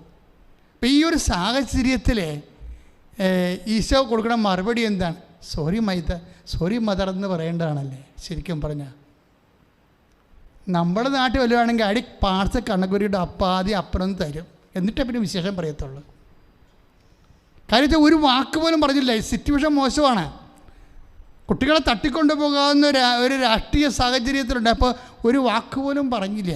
പക്ഷെ അതിന് മറുപടി ഈശോ കൊടുക്കണത് എന്താണ്? നിങ്ങൾ എന്തിനാണ് എന്നെ അന്വേഷിച്ചത്? ഞാൻ എൻ്റെ പിതാവിൻ്റെ കാര്യങ്ങളിൽ വ്യാപൃതനായിരിക്കേണ്ടതാണെന്ന് നിങ്ങൾ അറിയുന്നില്ലേ? ഞാൻ എൻ്റെ പിതാവിൻ്റെ കാര്യങ്ങളിൽ വ്യാപൃതനായിരിക്കേണ്ടവനാണെന്ന് നിങ്ങൾ അറിയുന്നില്ലേ? കാര്യങ്ങളൊക്കെ വളരെ ശരിയാണ്. ഇതിന് ഈ ഉത്കണ്ഠയും ഭയവും മാറാൻ അതൊരിക്കലും മതിയായ ആൻസറല്ല. ഈശോയുടെ സ്റ്റാൻഡ് പറയണം, അത് കറക്റ്റാണത്. ഈശോയുടെ സ്റ്റാൻഡ് പറയും, അവസാനം വരെ കുരിശ് വരെ പറയും, കുരിശ് വരെ ഈശോയുടെ സ്റ്റാൻഡ് പറയും. പക്ഷേ മാനുഷികമായ രീതിയിൽ ഉത്കണ്ഠയും ഭയമുള്ള മാതാപിതാക്കന്മാർക്ക് മതിയായ മറുപടിയാണോ അത്? നിനക്ക് വാക്കിനോട് പറയാൻ പാടില്ലായിരുന്നു എന്ന് അമ്മക്ക് തിരിച്ചു ചോദിച്ചാൽ ഈശോക്ക് മിണ്ടാൻ പറ്റത്തില്ല. പക്ഷെ മറിയം ചോദിക്കത്തില്ല. കാര്യം എന്താണ്? അവൾ ദാസിയാണ്, അവളുടെ സ്വരം ഉയരത്തില്ല. അതിനെക്കുറിച്ച് അവളെക്കുറിച്ചാണ് പറഞ്ഞിരിക്കുന്നത്. അവളെ അവൻ്റെ മകനെയും കുറിച്ചാണ് പറഞ്ഞിരിക്കുന്നത്. തെരുവീഥികളിൽ അവൻ്റെ സ്വരം ഉയർത്തില്ല. നമ്മൾ വായിച്ചില്ല അത്. എന്താ പറഞ്ഞത്? അവൻ വിലപിക്കുകയോ സ്വരമുയർത്തുകയില്ല, തെരുവീഥികളിൽ അവൻ്റെ സ്വരം കേൾക്കുകയുമില്ല. This is mother. മദറിന് ഇവിടെ സംസാരിക്കാൻ ശരിക്കും. ഞാനെപ്പോഴും അമ്മയോട് പറഞ്ഞു, അമ്മേ, ഞാൻ ജീവിതത്തിൽ ഒത്തിരി പ്രാവശ്യം പൊട്ടിത്തെറിച്ച് പോയിട്ടുള്ളൊരു മനുഷ്യരാണ്. പക്ഷെ പലപ്പോഴും എൻ്റെ നിലവാരത്തിൽ താഴെയുള്ള ആൾക്കാരോടായിരിക്കും, മുകളിലുള്ള ആൾക്കാരോടൊന്നുമല്ല. അവർ ബഹുമാനമൊക്കെ കൊണ്ട് എത്ര പ്രശ്നം ഉണ്ടായിരുന്നു. പക്ഷേ എൻ്റെ താഴെയുള്ള ആൾക്കാരെ എന്തെങ്കിലും ബുദ്ധിമോശം കാണിച്ചാൽ ഞാൻ പൊട്ടിത്തെറിക്കും. പക്ഷേ അതും എന്തോ ഒരു ദാസനാകുന്നതിൽ നിന്ന് എന്തുമാത്രം നമ്മളെ മാറ്റും. കാര്യം അമ്മ നമുക്ക് തന്നിരിക്കുന്ന പാഠം എന്താണ്? പൊട്ടിത്തെറിക്കേണ്ട ഒരു അവസരം വന്നാൽ പോലും നീ വിശ്വാസിയാണെങ്കിൽ നിനക്ക് പൊട്ടിത്തെറിക്കാം. പക്ഷെ നീ ഒരു ദാസനാണെങ്കിൽ ദൈവത്തിൻ്റെ തിരുസന്നിധിയിൽ നിനക്ക് അത് കപ്പാസിറ്റിയാണത്. അമ്മ ബേസിക്കായിട്ട് എന്താണ്? ദൈവവചനം. ഈശോ പറഞ്ഞത് എന്താണ്? ദൈവവചനം. ഞാൻ എൻ്റെ പിതാവിൻ്റെ കാര്യത്തിൽ വ്യാപൃതനായിരിക്കേണ്ടവൻ എന്നാണെന്ന് നിനക്ക് അറിയില്ലേ എന്ന് ചോദിക്കുമ്പോഴേ ഈശോ പറഞ്ഞ വചനം എന്താണ്? ദൈവപുത്രൻ പറഞ്ഞ ദൈവത്തിൻ്റെ വചനമാണ്. ആ ദൈവത്തിൻ്റെ വചനത്തോട് മറിയം എന്ത് ചെയ്യണം? മറിയം എന്താണ് ചെയ്തത് എന്ന് താഴെ എഴുതിയിട്ടുണ്ട്. അവൾ പൊട്ടിത്തെറിച്ചില്ല. അവൾ എന്ത് ചെയ്തു? അത് ഹൃദയത്തിൽ സംഗ്രഹിച്ചു. ശ്രദ്ധിക്കട്ടെ. ഹല്ലേലൂയ, ഹല്ലേലൂയ, ഹല്ലേലൂയ, ഹല്ലേലൂയ. കൈയൊക്കെ നീളമുള്ള ഉടുപ്പൊക്കെ ഇട്ട്, ഷർട്ടൊക്കെ ഇട്ട്, ഒരു വെള്ളമുണ്ടൊക്കെ കൊടുത്താണ് മൈനസ് മേരി ഞങ്ങൾ പഠിച്ചുകൊണ്ടിരുന്ന കാലത്ത്. വെള്ളമുണ്ടും പിന്നെ വെള്ള കൈ നീളമുള്ള ഷർട്ട്. അപ്പോൾ ആൾക്കാർ ചിലർ ചോദിക്കും, പട്ടത്തിന് പഠിക്കണമല്ലേ എന്ന്. അപ്പോൾ നമ്മുടെ തലയാട്ടം പഠിക്കുകയാണെന്ന് പറയും. പക്ഷേ ഇപ്പോൾ എനിക്ക് തോന്നുന്നത് അതിനേക്കാൾ വലിയ പഠനമാണ് മറിയത്തിന് പഠിക്കണമെന്ന് പറയുന്നത്. പട്ടത്തിന് പഠിക്കണമ്പോൾ കഴിച്ച് പിന്നെ ചെയ്യാനുള്ള പരിപാടി എന്താണ്? മറിയത്തിന് പഠിക്കുക. കാര്യം മറിയത്തിന് പഠിക്കണ എന്തിനാണ്? യേശുവിനെ കിട്ടാനുള്ള എളുപ്പമാർഗം അതാണ്. വേറൊരു മാർഗവും ഇല്ല. അതായത് ദൈവപിതാവിൻ്റെ ഇത് കണ്ട ഈ മിണ്ടാണ്ടിരിക്കണ വിഷയം കണ്ടില്ലേ? സ്വര ഉയർത്തേണ്ട സമയത്ത് പോലും ഹൃദയത്തിൽ സംഗ്രഹിക്കുകയാണ്. 2:49 എന്താ എഴുതിയിരിക്കണത്? ഈശോ അത് പറയുമ്പോഴും അവൾ ഹൃദയത്തിൽ സംഗ്രഹിച്ചു. അതിനെക്കുറിച്ചും ധ്യാനിച്ചുകൊണ്ടിരുന്നു. കാര്യം എന്താണ്? ദൈവവചനാണ് പറയണത്. ഇതെന്തൊരു പരിശുദ്ധാത്മാവിൽ നിറഞ്ഞതാണ് ചിന്തിക്കണത്. അതായത് ഞാനവർക്ക് ഇവിടെ ഹൃദയത്തിൽ സംഗ്രഹിച്ചു എന്നിട്ട് അതേക്കുറിച്ച് ചിന്തിച്ചുകൊണ്ടിരുന്നെന്ന്. എന്ന് വെച്ച് കഴിഞ്ഞാൽ എന്താ കാര്യം? ഈശോ പറഞ്ഞത് ഈശോ ദൈവപുത്രനാണ്. അതുകൊണ്ട് ഈശോ ഞാൻ എൻ്റെ പിതാവിൻ്റെ കാര്യത്തിൽ വ്യാപൃതനായിരിക്കേണ്ടവനാണെന്ന് നിങ്ങൾക്കറിയില്ലേ എന്ന് ചോദിക്കണത് എന്താണ്? അത് ദൈവവചനമാണ്. അപ്പോൾ ദൈവവചനം എന്തിനുള്ളതാണ്? അതേക്കുറിച്ച് ചിന്തിക്കാനുള്ളതാണ്. അപ്പോൾ ദൈവവചനം എന്ന് പറഞ്ഞ ദൈവപൈതലെ നമ്മുടെ ജീവിതം നിറവേറ്റാനും ധ്യാനിക്കാനും ഉള്ളതാണ്. അമ്മ ഉള്ളം കാലും ഉച്ചവരെ ഈ വചന നിറവേറ്റത്തിൻ്റെ ആളായ്മയാണ്. ഒന്ന് പ്രാർത്ഥിക്കുക. അമ്മേ പരിശുദ്ധ അമ്മേ, അമ്മയെപ്പോലെ തത്സമയം പരിശുദ്ധാത്മാവിനെ കിട്ടി ദൈവ തിരുമനസ് അമ്മയെപ്പോലെ നീതിയെ വിജയത്തിലെ എത്തിക്കുന്നത് വരെ ചതഞ്ഞ ഞാങ്കണ 42:3 അനുസരിച്ച് കൊണ്ട് ചതഞ്ഞ ഞാങ്കണ ഒടിക്കാത്ത മങ്ങിയ തിരി കെടുത്താത്ത വിശ്വസ്തതയാൽ എന്നെ അഭിഷേകം ചെയ്യണമേ. ഐസയായുടെ വചനങ്ങളൊക്കെ ഭയങ്കരമാണ് ശരിക്കും. അതായത് ഈ മങ്ങിയ തിരി ചില ദിവസങ്ങളിലൊക്കെ നമ്മളുടെ തിരി മങ്ങി അങ്ങോട്ട് പോവും. എന്താ? കുറച്ച് ഇഷ്യൂസൊക്കെ ഉണ്ടായിക്കഴിഞ്ഞാലേ ചില ആൾക്കാർ ചില കുടുംബങ്ങളിലൊക്കെ നമ്മൾ ചെല്ലുമ്പോൾ മോന്തം കയറ്റിരിക്കണ കാണാം. ഞാൻ പറഞ്ഞ് വീഡിയോ തിരിക്കാൻ ചെയ്യുമ്പോഴൊക്കെ ചില ചേട്ടത്തിമാർ മോന്തം കയറ്റിരിക്കണ കാണാം. ഇപ്പോൾ എന്നെ കാണുമ്പോൾ അച്ഛൻ ഈശ്വംശ എന്ന് പറഞ്ഞാൽ ഒരു വല്ലാത്തൊരു സ്തുതിയാണ്. ഞാൻ പറഞ്ഞു എന്ത് പറ്റി? ഒന്നും പറയണ്ട അച്ഛൻ, ഇവിടെ ഒരു തൊഴുത്ത് പോലെയാണ് അച്ഛൻ, വെഞ്ചരിക്ക് ഇതുകൊണ്ടെങ്കിലും വല്ല മെച്ചം ഉണ്ടാകട്ടെ എന്ന് പറയും. എന്നുവെച്ചാൽ അവരുടെ മനസ്സ് വിശ്വാസം മങ്ങിപ്പോയിരിക്കുക. വീട്ടുകാരുടെ കുറേ നാട്ടുകാരുടെ അയൽവാസികളും ഉണ്ടാവുമല്ലോ ഇതുപോലെ പ്രശ്നം ഉണ്ടാക്കാനും വെറുതെ പോലീസ് കേസ് കൊടുക്കാനും ഒക്കെ വരുമ്പോൾ പോലീസുകാർ നമ്മുടെ വീട്ടിൽ വരും. നിങ്ങൾ നാളെ സ്റ്റേഷനിലേക്ക് വരാൻ പറയും. ഞങ്ങളെന്താ പറയണത്? അപ്പോൾ ഉടനെ ഹർജി വായിച്ച് കേൾപ്പിക്കും. പണ്ടാരക്കാലൻ ഇപ്പോൾ നമുക്കിടെ പണി വെച്ചല്ലേ. ദൈവമേ സമാധാനം ഇല്ലല്ല, തിരി മങ്ങിപ്പോവുകയാണ്. എങ്ങനെയാണ് അത് മങ്ങണതെന്ന് വെച്ച് കഴിഞ്ഞാൽ ഇനി ഇവർ മങ്ങിയ തിരി ഇവർ കെടുത്തും. ഈ മങ്ങിയ തിരി ഇപ്പം തന്നെ തിരി മങ്ങി നിൽക്കുക. ഇത്രയും നാളെ പ്രാർത്ഥിച്ച പ്രാർത്ഥനയൊക്കെ മങ്ങിപ്പോയി, വിശ്വാസം മങ്ങിപ്പോയി, ദൈവസ്നേഹം മങ്ങിപ്പോയി, എല്ലാം മങ്ങിയിരിക്കുക. എൻ്റെ മക്കളെ നിങ്ങളെയൊക്കെ എല്ലാം ദൈവത്തിന് അറിയാം, എന്നെ അറിയാവും. എന്ത് സംഭവിച്ചാൽ എന്തെങ്കിലും വിഷയമുണ്ട് അപ്പം മങ്ങിപ്പോവും. മങ്ങിയ തിരി മനുഷ്യൻ എന്താ ചെയ്യണത്? തല്ലിക്കെടുത്തി കളയും. മങ്ങിയ തിരി ഇപ്പം എന്താ? ഞാൻ ഇത്രയും കഷ്ടപ്പെട്ട് എന്തുമാത്രം പ്രാർത്ഥിച്ചു, എന്നിട്ട് എൻ്റെ വീട്ടിൽ ഇപ്പം ഇന്ന് പോലീസ് മാറണില്ല എന്നുള്ള ചോദ്യം തന്നെ ഒരു കൊടുങ്കാറ്റാണ്. നിൻ്റെ ചോദ്യം നിൻ്റെ കൊടുങ്കാറ്റായി നിൻ്റെ വിശ്വാസത്തിൻ്റെ തിരികെടുത്തിക്കളയും. മങ്ങിയ തിരികെടുത്ത് എൻ്റെ മക്കളെ മങ്ങിയ തിരിയ, അതായത് ജീവിത പ്രശ്നങ്ങൾ, രോഗങ്ങൾ, സാമ്പത്തിക തകർച്ചകൾ, കോവിഡുകളൊക്കെ വന്നിട്ട് വിശ്വാസത്തിൻ്റെ തിരി ഇങ്ങനെ മങ്ങിപ്പോകുമ്പോൾ നീ എന്താ ചെയ്യേണ്ടത്? അതിനെ പിന്നെ ഊതിക്കെടുത്തുകയല്ലേ ചെയ്യേണ്ടത്? ദൈവദാസനാണ്ട തിരികളാണ് മങ്ങണത്. അപ്പോഴെന്ത് ചെയ്യും? ദാസനും ദാസ്യമാണെങ്കിൽ അവരാ തിരി കെടുത്തത്തില്ല. എന്താ കാര്യം? മങ്ങിയ തിരി എപ്പോഴായാലും ആളിക്കത്തുവെന്ന് പരിശുദ്ധാത്മാവ് അവരോട് പറയും. ഇങ്ങനെ പരിശുദ്ധാത്മാവ് പറയാത്തത് കൊണ്ടാണ് ഇതെൻ്റെ തിരി മങ്ങിയ കാലമാണ്, ഇത് സ്വീകാര്യകമായ കാലമല്ല, ഇത് പ്രസാദത്തിൻ്റെ കാലമല്ല എന്ന് പറയുമ്പോഴേ നമ്മളെന്ത് ചെയ്യും? നമ്മളെ വിശ്വാസത്തിനെ തടുത്ത് പിടിക്കണം. മറ്റ് കാറ്റുകളെ നേറ്റ് കർത്താവേ, അമ്മ കണ്ടില്ലേ, അതായത് ഒരിക്കൽ പോലും ഈ പ്രസവക്കൂട്ടിൽ കിടന്ന് കന്നുകാലിക്കൂട്ടിൽ കിടന്ന് മെഴുകിയിട്ട് പോലും എന്തിനാണ് എന്നോട് ഇങ്ങനെ ചെയ്തത്, ഞങ്ങളോട് ഇങ്ങനെ ചെയ്തതെന്ന് മങ്ങിയ തിരി അമ്മക്ക് എടുത്തില്ല. മറിച്ച് ഈശോയെ നഷ്ടപ്പെട്ടപ്പോൾ ചോദിച്ചു, ഈശോ എന്താണ് നിന്നെ പെറ്റ രാത്രി ആരും എൻ്റെ കൂടെ ഇല്ലാഞ്ഞ്? അന്ന് ചോദിക്കാത്തൊരു ചോദ്യം ഇന്ന് ഞാൻ ചോദിക്കുകയാണ്, നീ എന്താണ് ഞങ്ങളോട് ഇങ്ങനെ ചെയ്തത്? അതാണ് അമ്മ മങ്ങിയ തിരിക്ക് എടുത്തത്തില്ല. ദൈവവിശ്വാസി, നീ പ്രാർത്ഥിക്കണം അമ്മയോട്, കാലക്കെട്ട് വീണ ഈ രാത്രി. എന്തിനാണെന്നറിയാവോ? അമ്മയെപ്പോലെ വിശ്വസിക്കാൻ, അമ്മയെപ്പോലെ എൻ്റെ വിശ്വാസത്തിൻ്റെ ദൈവസ്നേഹത്തിൻ്റെ തിരി മങ്ങുമ്പോഴേ അത് കെടുത്താതിരിക്കാൻ, നെഗറ്റീവുകൾ ചിന്തിച്ച് നെഗറ്റീവുകൾ പറഞ്ഞ് അത് കെടുത്താതിരിക്കാൻ എന്നെ അഭിഷേകം ചെയ്യണമേ. ശ്രദ്ധിക്കട്ടെ, തിരികെടുത്താതെ എന്തിനാണ് ചതഞ്ഞാങ്കണ ഒടിച്ചു കളയാതെ നിലനിർത്തിയത്? അതൊരു പ്രത്യാശയാണ്. ഇന്നല്ലെങ്കിൽ നാളെ ആ മങ്ങി നിൽക്കുന്ന അവസ്ഥയിൽ നിന്ന് ജ്വലിക്കുന്ന അവസ്ഥയിലേക്ക് വരും. ഈ സമയത്ത് എന്താണ് അമ്മ ചെയ്തത്? താഴെ ഐസയ എഴുതിയിട്ടുണ്ട്, ചതഞ്ഞ ഞാങ്കണ അവൻ മുറിക്കുകയില്ല, മങ്ങിയ തിരികെടുത്തുകയില്ല, അവൻ വിശ്വസ്തയോടെ നീതി പുലർത്തും. ഈശോയെക്കുറിച്ച് പറഞ്ഞിരിക്കുന്നതാണ്, പക്ഷേ ഇത് അമ്മയെക്കുറിച്ച് സത്യമാണ്. കാര്യം അമ്മ ദാസിയാണല്ലോ. ലുക്ക 1:38 വെച്ച് ഇതാ കർത്താവിൻ്റെ ദാസി, ഈശോ ദാസൻ, ഞാൻ തിരഞ്ഞെടുത്ത എൻ്റെ പ്രിയപ്പെട്ട ദാസൻ, എൻ്റെ ആത്മാവ് പ്രസാദിച്ച എൻ്റെ പ്രിയപ്പെട്ടവൻ. 12:18 മത്തായി. അപ്പോൾ നമ്മളിപ്പോൾ ധ്യാനിച്ചുകൊണ്ടിരിക്കുന്നത് എന്താണ്? മത്തായി 12:18 ഈശോ ദാസനാണ്, തിരഞ്ഞെടുത്ത ദാസനാണ്.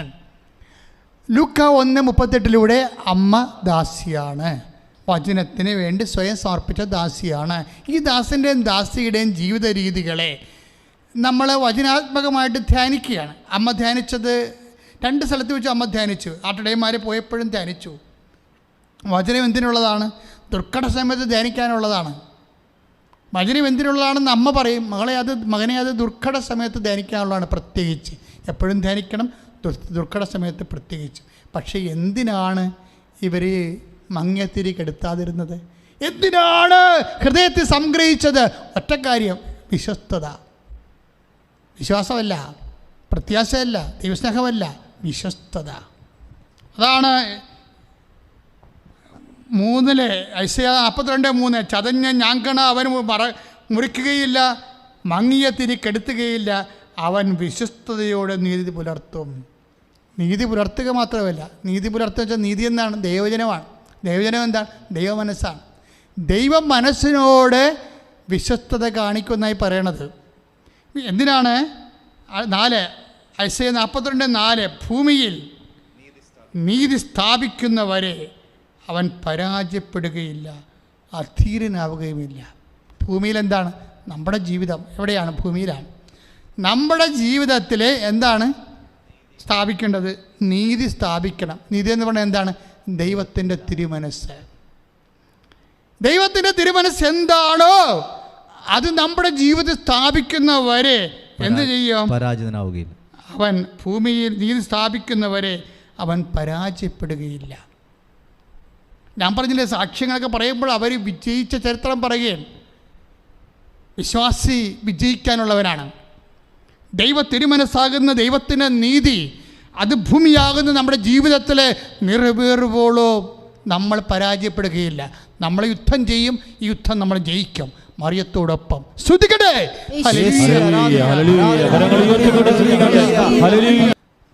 ഓൺലൈനിലുള്ള എല്ലാ സഹോദരങ്ങളും എഴുന്നേൽക്കുക. നമ്മൾ കർത്താവിൻ്റെ ജീവിക്കുന്ന ദിവ്യകുർബാനയുടെ സാന്നിധ്യത്തിൽ കൃപാസ്ഥാനത്താറെ ജീവനോടെ പ്രത്യക്ഷപ്പെട്ട പരിശുദ്ധ അമ്മയുടെ മാധ്യസ്ഥത്തിൽ ജീവിത ദുരിതങ്ങൾക്ക് രോഗസൗഖ്യങ്ങൾക്കും വേണ്ടി ജീവിത ദുരിതങ്ങൾക്കെതിരെ രോഗസൗഖ്യത്തിന് വേണ്ടി പ്രാർത്ഥിക്കുന്ന സമയമാണ്. അച്ഛൻ പ്രാർത്ഥിക്കുന്ന ഓരോ സമയവും നിങ്ങളെ കർത്താവ് സ്പർശിക്കും. നിങ്ങൾ എനിക്ക് വേണ്ടി പ്രാർത്ഥിക്കണം. എന്തിനാ ഉദ്ദേശിക്കണമെന്ന് ചോദിച്ചു കഴിഞ്ഞാൽ, അച്ഛന് വചനം കിട്ടണം, പ്രാർത്ഥിക്കുമ്പോൾ വചനം കിട്ടണം. കർത്താവ് രോഗസൗഖ്യത്തിൻ്റെ മേഖലകളെ എനിക്ക് കാണിച്ചു തരണം. അതുപോലെ തന്നെ പ്രാർത്ഥിക്കുന്ന വ്യക്തികൾക്ക് സാന്ത്വനം ഉണ്ടാകണം, സമാശ്വാസം ഉണ്ടാകണം. കർത്താവ് എല്ലാവരെയും ഞങ്ങൾ ഈ സമയത്ത് ഓർക്കുകയാണ്. ഈശോ, പലതരത്തിലുള്ള നെഞ്ചലച്ചിൽ അനുഭവിക്കുന്നവരെ ഇപ്പോഴും ധ്യാനം കൂടുന്നുണ്ട്. ഈശോ, നെഞ്ചലച്ചിലെ കർത്താവ് നെഞ്ച് വിങ്ങുന്നവരെ, അവിടെ മുമ്പിൽ ഒരു സമാധാനം ഇല്ലാതെ ഇരിക്കുന്നവരെ അവരെ നീ ഇപ്പോഴും ഏറ്റെടുക്കണമെന്ന് പ്രാർത്ഥിക്കുന്ന കർത്താവേ. കർത്താവേ, നിന്റെ വിശുദ്ധ പൗരോഹിത്യത്തെ നീ മഹത്വപ്പെടുത്തണമെന്ന് പ്രാർത്ഥിക്കുന്നു. കർത്താവേ, സഭയിലുള്ള സാന്നിധ്യത്തെ നീ പ്രകടമാക്കണമെന്ന് പ്രാർത്ഥിക്കുന്നു. അമ്മേ, പരിശുദ്ധമ്മേ, ദേവമാതാവേ, എല്ലാ മക്കൾക്ക് വേണ്ടി മാധ്യസ്ഥം വഹിക്കണമേ എന്ന് പ്രാർത്ഥിക്കുന്നു. കർത്താവേ, നിന്റെ വിശുദ്ധ പൗരോഹിത്യത്തെ മഹത്വപ്പെടുത്തണമെന്ന് പ്രാർത്ഥിക്കുന്നു. കർത്താവേ, സഭയിലുള്ള സാന്നിധ്യം പ്രകടമാക്കണമെന്ന് പ്രാർത്ഥിക്കുന്നു. കർത്താവേ, 36 വർഷം ഞാൻ അർപ്പിച്ച കുർബാനയെ നീ അനുസ്മരിക്കണമെന്ന് പ്രാർത്ഥിക്കുന്നു. കർത്താവേ, 1986 മുതൽ തുടങ്ങിയ കൗൺസിലിങ്ങിലൂടെ കർത്താവ് നിന്റെ നാമത്തിൽ വിശ്വസിച്ചുകൊണ്ട് വളർന്നിട്ടുള്ള ജനങ്ങളെ നീ ഓർക്കണമെന്ന് പ്രാർത്ഥിക്കുന്നു. അങ്ങനെയെല്ലാം ഓർത്തുകൊണ്ട് കർത്താവ് ഇപ്പോൾ ഈ ആരാധന കൂടുന്നവരെ അനുഗ്രഹിക്കണമെന്ന് പ്രാർത്ഥിക്കുന്നു. ശ്രദ്ധിക്കട്ടെ. അതുകൊണ്ടാണ് ഞാൻ ആദ്യമേ അവരെ ഓർക്കുന്നത്. കർത്താവേ, അവരെല്ലാം നീ ഏറ്റെടുക്കണമെന്ന് പ്രാർത്ഥിക്കുന്നു. അവരുടെ സങ്കടങ്ങളെ കർത്താവ് നീ അനുസ്മരിക്കണമെന്ന് പ്രാർത്ഥിക്കുന്നു. രോഗങ്ങളെ നീ ഏറ്റെടുക്കണമെന്ന് പ്രാർത്ഥിക്കുന്നു. എൻ്റെ കർത്താവേ, ഇപ്പോഴും ശ്വാസകോശ സംബന്ധമായ രോഗങ്ങളുള്ളവരുടെ മുതുകിൽ കർത്താവെ നീ സ്പർശിക്കണമേ. കർത്താവേ, ശ്വാസകോശമായ രോഗങ്ങളുള്ളവരുടെ മുതുകിൽ കർത്താവെ നീ സ്പർശിക്കണമേ. കർത്താവെ, ശ്വാസകോശമായ രോഗങ്ങളുള്ളവരുടെ മുതുകൾ നീ സ്പർശിക്കണേ. കർത്താവെ, എൻ്റെ കർത്താവിൻ്റെ ഉന്നതമായ നാമത്തിൽ സഭയുടെ അധികാരത്തെക്കുറിച്ചിൻ്റെ അടയാളത്തിൽ മാരക രോഗങ്ങള് യേശു നാമത്തില് സൗഖ്യമാകട്ടെ. ചിരങ്ങും ചൊറിയുമുള്ളവർ ഇപ്പോൾ ഈശോ കാണിച്ചുകൊണ്ടിരിക്കുന്നത് ഗർഭപാത്രത്തെയാണ്. ഗർഭപാത്രം എന്ന് പറഞ്ഞു കഴിഞ്ഞാൽ അതായത് ഊടിന് താഴെ തൊട്ട് താഴെ വരെ ഇങ്ങനെ വിരിഞ്ഞ് കളറെല്ലാം മാറി മഞ്ഞ നിറത്തിൽ കാണിക്കുന്ന ഭാഗങ്ങളുണ്ട്. അത് രക്തത്തിൻ്റെ എല്ലാ ഓട്ടം കുറഞ്ഞ് മരവിച്ച് രക്തോട്ടമില്ലാത്ത ഭാഗങ്ങൾ ഭയങ്കര ഗുരുതരമായ മാരകമായ ഒരു അവസ്ഥ കർത്താവ് കാണിച്ചു തരുന്നുണ്ട്. ഈ ഗർഭപാത്രത്തിൽ ഞാൻ വേറെ കാലത്തിന് വേണ്ടിയാണ് പ്രാർത്ഥിച്ചതെങ്കിലും ഈശോ ഇപ്പോഴും ദർശനം തന്ന കാരണം ആ ഗർഭപാത്രങ്ങളെ സ്പർശിച്ചുകൊണ്ട് പ്രാർത്ഥിക്കുന്നു. എൻ്റെ കർത്താവിൻ്റെ ഉന്നതമായ നാമത്തിൽ സഭയുടെ അധികാരത്തിൽ എന്ത് രോഗമാണ് ഈ മഞ്ഞ നിറത്തിൽ കാണുന്നത്, അത് യേശുവിൻ്റെ നാമത്തിൽ കൃപാസാൽത്താറെ ജീവനുടെ പ്രത്യക്ഷപ്പെട്ട പരിശുദ്ധ അമ്മയുടെ മധ്യത്വത്തിൽ യേശു നാമത്തിൽ പൂർണ്ണമായി സൗഖ്യമാകട്ടെ എന്ന് കൽപ്പിക്കുന്നു.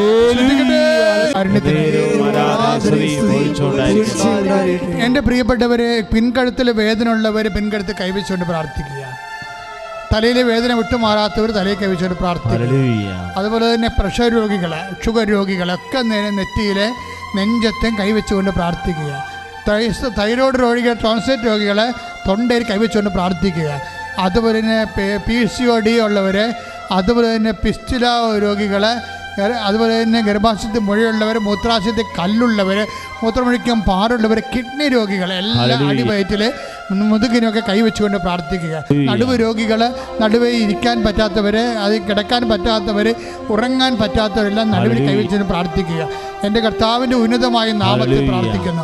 എൻ്റെ കർത്താവിൻ്റെ ഉന്നതമായ നാമത്തിൽ പ്രാർത്ഥിക്കുന്നു. കുരിശേറ്റവൻ്റെ നാമത്തിൽ പ്രാർത്ഥിക്കുന്നു. കുരിശേറിയവൻ്റെ നാമത്തിൽ പ്രാർത്ഥിക്കുന്നു. മുറിവേറ്റ നാമത്തിൽ പ്രാർത്ഥിക്കുന്നു. കർത്താവ് മുൾക്കിട ചുഴിയുടെ നാമത്തിൽ പ്രാർത്ഥിക്കുന്നു. കുരിശിൽ തറച്ചവൻ്റെ നാമത്തിൽ പ്രാർത്ഥിക്കുന്നു. കുരിശിൽ തറഞ്ഞവൻ്റെ നാമത്തിൽ പ്രാർത്ഥിക്കുന്നു. കുരിശിൽ മരിച്ചവരുടെ നാമത്തിൽ പ്രാർത്ഥിക്കുന്നു. ഉയർത്തെഴുന്നേറ്റ നാമത്തിൽ പ്രാർത്ഥിക്കുന്നു. യേശുവിന്റെ ഉന്നതമായ നാമത്തിൽ, യേശുവിന്റെ ഉന്നതമായ നാമത്തിൽ, യേശുവിന്റെ ഉന്നതമായ നാമത്തിൽ മാരക രോഗങ്ങള്, തിരവേദികള് ഈ നിമിഷം സൗഖ്യമാകട്ടെ. ശ്രുതിക്കട്ടെ, വിശുദ്ധ രക്തത്താൽ കഴുകണമേ. മുടി കൊഴിഞ്ഞു പോകുന്നവരെ കർത്താവേ വിശുദ്ധ രക്തത്താൽ കഴുകണമേ. ഓരോ പ്രാർത്ഥന കഴിയുമ്പോഴും നിങ്ങളെ കർത്താവേ വിശുദ്ധ രക്തത്താൽ കഴുകണമെന്ന് പ്രാർത്ഥിക്കുക. നെഞ്ചുവേദന അനുഭവിക്കുന്നവരെ, ഹൃദയ സ്തംഭനമുള്ളവരെ, ഹൃദയത്തിൽ ബ്ലോക്ക് ഉള്ളവരെ, കരളിൽ നീർവീഴ്ചയുള്ളവരെ, ഫാറ്റി ലിവർ ഉള്ളവരെ, മഹോദര രോഗികളെ ശ്രദ്ധിക്കട്ടെ, ശ്രദ്ധിക്കട്ടെ. ഓരോരുത്തരെ കാണുമ്പോൾ കർത്താവ് വഴിയിൽ ഓരോരോ സ്ഥലത്ത് താങ്ങി പിടിച്ചുകൊണ്ട് പോകുന്നവരെ കണ്ടിട്ടുണ്ട്. തെങ്ങിലും അതുപോലെ തൂണിലുമൊക്കെ താങ്ങിക്കൊണ്ട് കർത്താവ് നടക്കാൻ വയ്യാത്തവരെ ഇപ്പോൾ സ്പർശിക്കണമെന്ന് പ്രാർത്ഥിക്കുന്ന ഈശോയെ. കർത്താവ് ഉറക്കം രാത്രി ഇല്ലാത്ത പ്രാർത്ഥന, കർത്താവ് ഞാൻ ഉറങ്ങിയിട്ട് ദിവസങ്ങളായി എന്ന് കരഞ്ഞുകൊണ്ട് കർത്താവ് കൃപാസനത്തിൽ പറയുന്നുണ്ട് ഈശോയെ. അവരെല്ലാം അവരെപ്പോലുള്ളവരെ സമർപ്പിക്കണം പ്രാർത്ഥിക്കണം. ഈശോ അവരെ സ്പർശിക്കണമേ കർത്താവ്. ഈശോ ഞാൻ പറയാത്ത രോഗങ്ങൾ, തീരാത്ത രോഗങ്ങൾ കർത്താവ് ഇപ്പോഴും കർത്താവ് തുടച്ചു മാറ്റണമെന്ന് പ്രാർത്ഥിക്കുന്നു. കർത്താവ് സാമ്പത്തിക കടങ്ങളുള്ളവരെ സാമ്പത്തികമായ ഒരു വഴി, ഈ 10,000 രൂപ അല്ലെങ്കിൽ 2,000 രൂപ മാത്രമേ ഉള്ളൂ അച്ചോ, ഇനി ഇത് തീർന്ന കുഞ്ഞുങ്ങളെ എങ്ങനെ നിലനിർത്താം, വിശപ്പറിയാതെ എങ്ങനെ സ്കൂളിൽ വിടുമെന്ന് അറിയാൻ പാടില്ലെന്ന് പറഞ്ഞുകൊണ്ട് കരയുന്ന മാതാപിതാക്കന്മാരെ സമർപ്പിച്ച് പ്രാർത്ഥിക്കുന്നു. വീടില്ലാത്തവരെ കർത്താവ്, കിടക്കാൻ ഇടമില്ലാത്തവരെ കർത്താവ്, വാടകയ്ക്ക് വേണ്ടി ഒഴിയേണ്ടി വരുന്നവരെ സമർപ്പിച്ച് പ്രാർത്ഥിക്കുന്നു. ഒറ്റയ്ക്കും പാട്ടത്തിന് താമസിക്കുന്നവരെ കർത്താവ്, കല്യാണം വരുമ്പോഴേ കല്യാണം ഇങ്ങനെയുള്ള പൊറുതി കൊണ്ടാണ് കല്യാണം വരാത്തതെന്ന് പറഞ്ഞുകൊണ്ട് കർത്താവ്, വസതി കൊണ്ടും വീട് കൊണ്ടും പ്രതികൂലമായ സാഹചര്യത്തിൽ കല്യാണം വരാത്തവരെ, മറ്റു രോഗങ്ങൾ കൊണ്ടും കർത്താവ്, സൗന്ദര്യത്തിൻ്റെ എന്തെങ്കിലും വ്യത്യസ്തമായ കാര്യങ്ങൾ കൊണ്ട് കർത്താവ് കല്യാണം നഷ്ടപ്പെട്ടു പോയവരെ, കല്യാണം ഇല്ലാത്തവരെ, കല്യാണം വരാത്തവരെ കർത്താവ് ശ്രമിച്ച് പ്രാർത്ഥിക്കുന്നു. മക്കളില്ലാത്തവർ ശ്രമിച്ച് പ്രാർത്ഥിക്കുന്ന കർത്താവ്, ജോലി ഇല്ലാത്തവരെ കർത്താവ് സമർപ്പിച്ച് പ്രാർത്ഥിക്കുന്ന കർത്താവ്, നൈപുണ്യ പരീക്ഷകളെ കർത്താവ്, യോഗ്യത പരീക്ഷ കർത്താവ് സമർപ്പിച്ച് പ്രാർത്ഥിച്ചാവേ. കർത്താവ് പരീക്ഷ പ്രതീക്ഷിച്ചുകൊണ്ടിരിക്കുന്നവർ, പരീക്ഷയിൽ കർത്താവ് ഫലം പ്രതീക്ഷിക്കുന്നവരെ എല്ലാവരെയും നീ ഏറ്റെടുക്കണമെന്ന് പ്രാർത്ഥിക്കുന്ന കർത്താവ്. ഇവിടെ ഉടമ്പടി ചെയ്തു പോയ മക്കൾ കർത്താവ്, ഓരോരോ പരീക്ഷയ്ക്കും ഇന്റർവ്യൂ വേണ്ടി കർത്താവ്, ജോലിക്ക് വേണ്ടി കർത്താവ്, വിദേശ യാത്രയ്ക്ക് വേണ്ടി കർത്താവ്, നാട്ടിലുള്ള ജോലിക്ക് വേണ്ടി കർത്താവ്, പരീക്ഷ എഴുതി നിൽക്കുന്നവർ കർത്താവ്, ഉടമ്പടി ചെയ്തിട്ടുള്ള മക്കൾ കർത്താവ്, അവരെല്ലാ സങ്കടങ്ങളെയും കർത്താവ്, അവരെല്ലാ സങ്കടങ്ങളെയും കർത്താവ് സാക്ഷികളാക്കണമെന്ന് പ്രാർത്ഥിക്കുന്ന, സന്തോഷത്തിന്റെ സാക്ഷികളാക്കണമെന്ന് പ്രാർത്ഥിക്കുന്നു. ശ്രദ്ധിക്കട്ടെ, ശ്രദ്ധിക്കട്ടെ. അതുപോലെ തന്നെ പല സാമ്പത്തിക ഈ സർട്ടിഫിക്കറ്റുകൾ കുരുങ്ങിപ്പോയവർ, ഇല്ലാത്തവർ, ജോലി രേഖകൾ നഷ്ടപ്പെട്ടവർ, അതിൻ്റെ കാലാവധി കഴിഞ്ഞവർ, പുറത്തിറങ്ങാൻ പറ്റാതെ ഇരിക്കുന്നവർ, വിദേശത്തായാലും സ്വദേശത്തായാലും അവരെല്ലാം സമർപ്പിച്ച് പ്രാർത്ഥിക്കുന്നു. വ്യക്തിപരമായ ആവശ്യങ്ങൾക്ക് വേണ്ടി മൗനമായി പ്രാർത്ഥിക്കട്ടെ. സമാപന ആശീർവാദം സ്വീകരിക്കാം.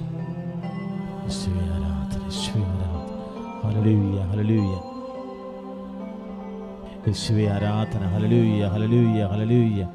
ഇതാ ദിവ്യകാരുണ്യ ഈശോ നമ്മളെ ആശീർവദിക്കാൻ പോവുകയാണ്. ഉടമ്പടിയിൽ സമൃദ്ധ നിയോഗങ്ങളെല്ലാം ഈശോയുടെ സന്നിധിയിൽ ഓർത്ത് പ്രാർത്ഥിക്കുകയാണ്. ഇരുകരങ്ങൾ ഉയർത്തിപ്പിടിച്ചുകൊണ്ട് അതിശക്തമായിട്ട് സ്തുതിക്കട്ടെ.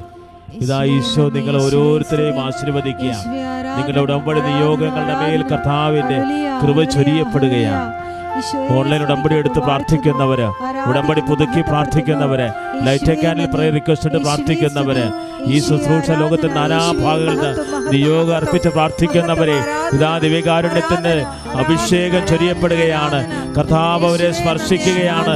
മാരക രോഗികളെയും ദുരിതം അനുഭവിക്കുന്നവരെയും ഈശോ സ്പർശിക്കുകയാണ്. ഇന്ന് ദിവ്യകാരുണ്യ ആരാധനയില് ബഹുമാനപ്പെട്ട ജോസഫ് അച്ഛൻ പ്രാർത്ഥിച്ച ഓരോ നിയോഗങ്ങളെയും ഹൃദയത്തിലേറ്റ് പ്രാർത്ഥിക്കുന്നവരെ കർത്താവ് ഇപ്പോൾ ദിവ്യകാരുണ്യത്താല് സ്പർശിച്ച് സൗഖ്യപ്പെടുത്തുകയാണ്. ദൈവത്തിന്റെ ശക്തി അവരിലേക്ക് നിറയുകയാണ്. ദൈവത്തിന്റെ കൃപ അവരിലേക്ക് ചൊരിയപ്പെടുകയാണ്. ഈ ശുശ്രൂഷയിൽ പങ്കെടുക്കുന്ന ഓരോ മക്കളും അത് പിന്നീട് കണ്ട് പ്രാർത്ഥിക്കുന്നവരെയും കർത്താവ് സ്പർശിക്കുകയാണ്. ടെലിവിഷൻ ചാനലിലൂടെ ദിവ്യകാരുണ്യ ആരാധനയിൽ പങ്കെടുത്ത് കൃപാസന ദിവ്യകാരുണ്യ ആരാധനയിൽ ഏകദിന ഉപവാസ ഉടമ്പടി ധ്യാനത്തിൽ പങ്കെടുക്കുന്നവരെ ഈശോ സ്പർശിക്കുകയാണ്. തിരുസഭയുടെ മേൽ കർത്താവിനെ കൃപ ചെയ്യുകയാണ്. കൃപാസന പ്രത്യക്ഷയായ പരിശുദ്ധമ്മയുടെ പ്രത്യക്ഷീകരണം തിരുസഭ ഏറ്റെടുക്കുവാനായിട്ട് പ്രാർത്ഥിക്കുന്നു. കർത്താവേ, ലോകത്തിന് നാനാഭാഗങ്ങളിൽ നിന്ന് പ്രാർത്ഥിക്കുന്നവരെ ഈശോ ദിവ്യകാരുണ്യത്താൽ ആശീർവദിക്കുകയാണ്.